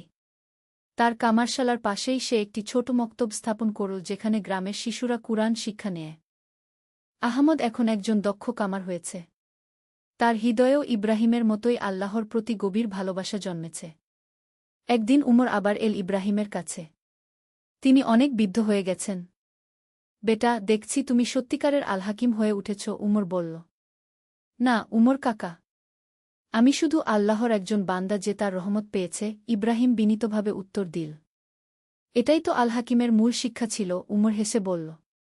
বিনয়, সেবা এবং আল্লাহর প্রতি পূর্ণ আত্মসমর্পণ। অষ্টম অধ্যায়, চিরন্তন বার্তা। বহু বছর পর ইব্রাহিম যখন বৃদ্ধ হয়েছে, তখনও সে তার সেবার কাজ অব্যাহত রেখেছে। গ্রামের মানুষ তাকে হাকিম কাকা বলে ডাকে। একদিন আহমদ তার কাছে এল। উস্তাদ, আপনার কাছ থেকে আমি যা শিখেছি তা কিভাবে পরবর্তী প্রজন্মের কাছে পৌঁছাব? ইব্রাহিম আহমদের দিকে তাকাল। তার চোখে ছিল সেই একই জ্যোতি যা সে অনেক বছর আগে উমরের চোখে দেখেছিল। বেটা, সবচেয়ে বড় শিক্ষা হল উদাহরণ। তুমি যেভাবে জীবনযাপন করবে, মানুষ সেটাই শিখবে। আল্লাহর রাস্তায় চলো, মানুষের সেবা করো, এবং সবসময় মনে রাখবে, আমরা এই পৃথিবীতে শুধু আমানতদার। আহমদ মাথা নাড়ল। সে বুঝতে পারল যে তারও এখন দায়িত্ব হচ্ছে এই আলোকবর্তিকা পরবর্তী প্রজন্মের হাতে তুলে দেওয়া। নবম অধ্যায়, শেষ অধ্যায় নয়, নতুন সূচনা। ইব্রাহিমের মৃত্যুর পর তার জানাজায় পুরো গ্রামের মানুষ এসেছিল। এমনকি দূরদূরান্ত থেকেও মানুষ এসেছিল। কারণ তার সেবা ও ভালোবাসার খবর চারদিকে ছড়িয়ে পড়েছিল। আহমদ এখন কামারশালা চালায়।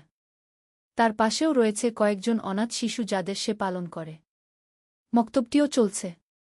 সেই পুরানো তরবারিটি এখন মসজিদে রাখা আছে একটি প্রতীক হিসেবে। তার গায়ে এখন আরেকটি লাইন যোগ করা হয়েছে।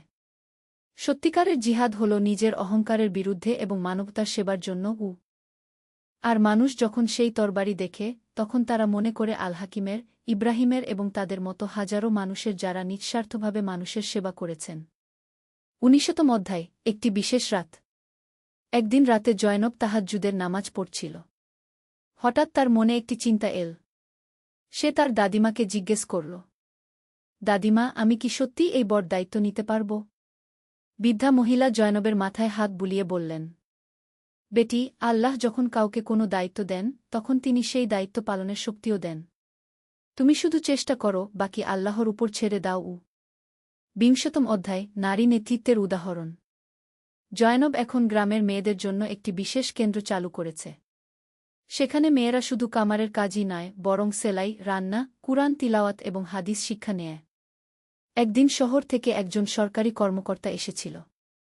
তিনি জয়নবের কাজ দেখে মুগ্ধ হলেন। আপনার এই উদ্যোগ অসাধারণ। সরকার চায় এরকম কেন্দ্র আরও জায়গা চালু করতে।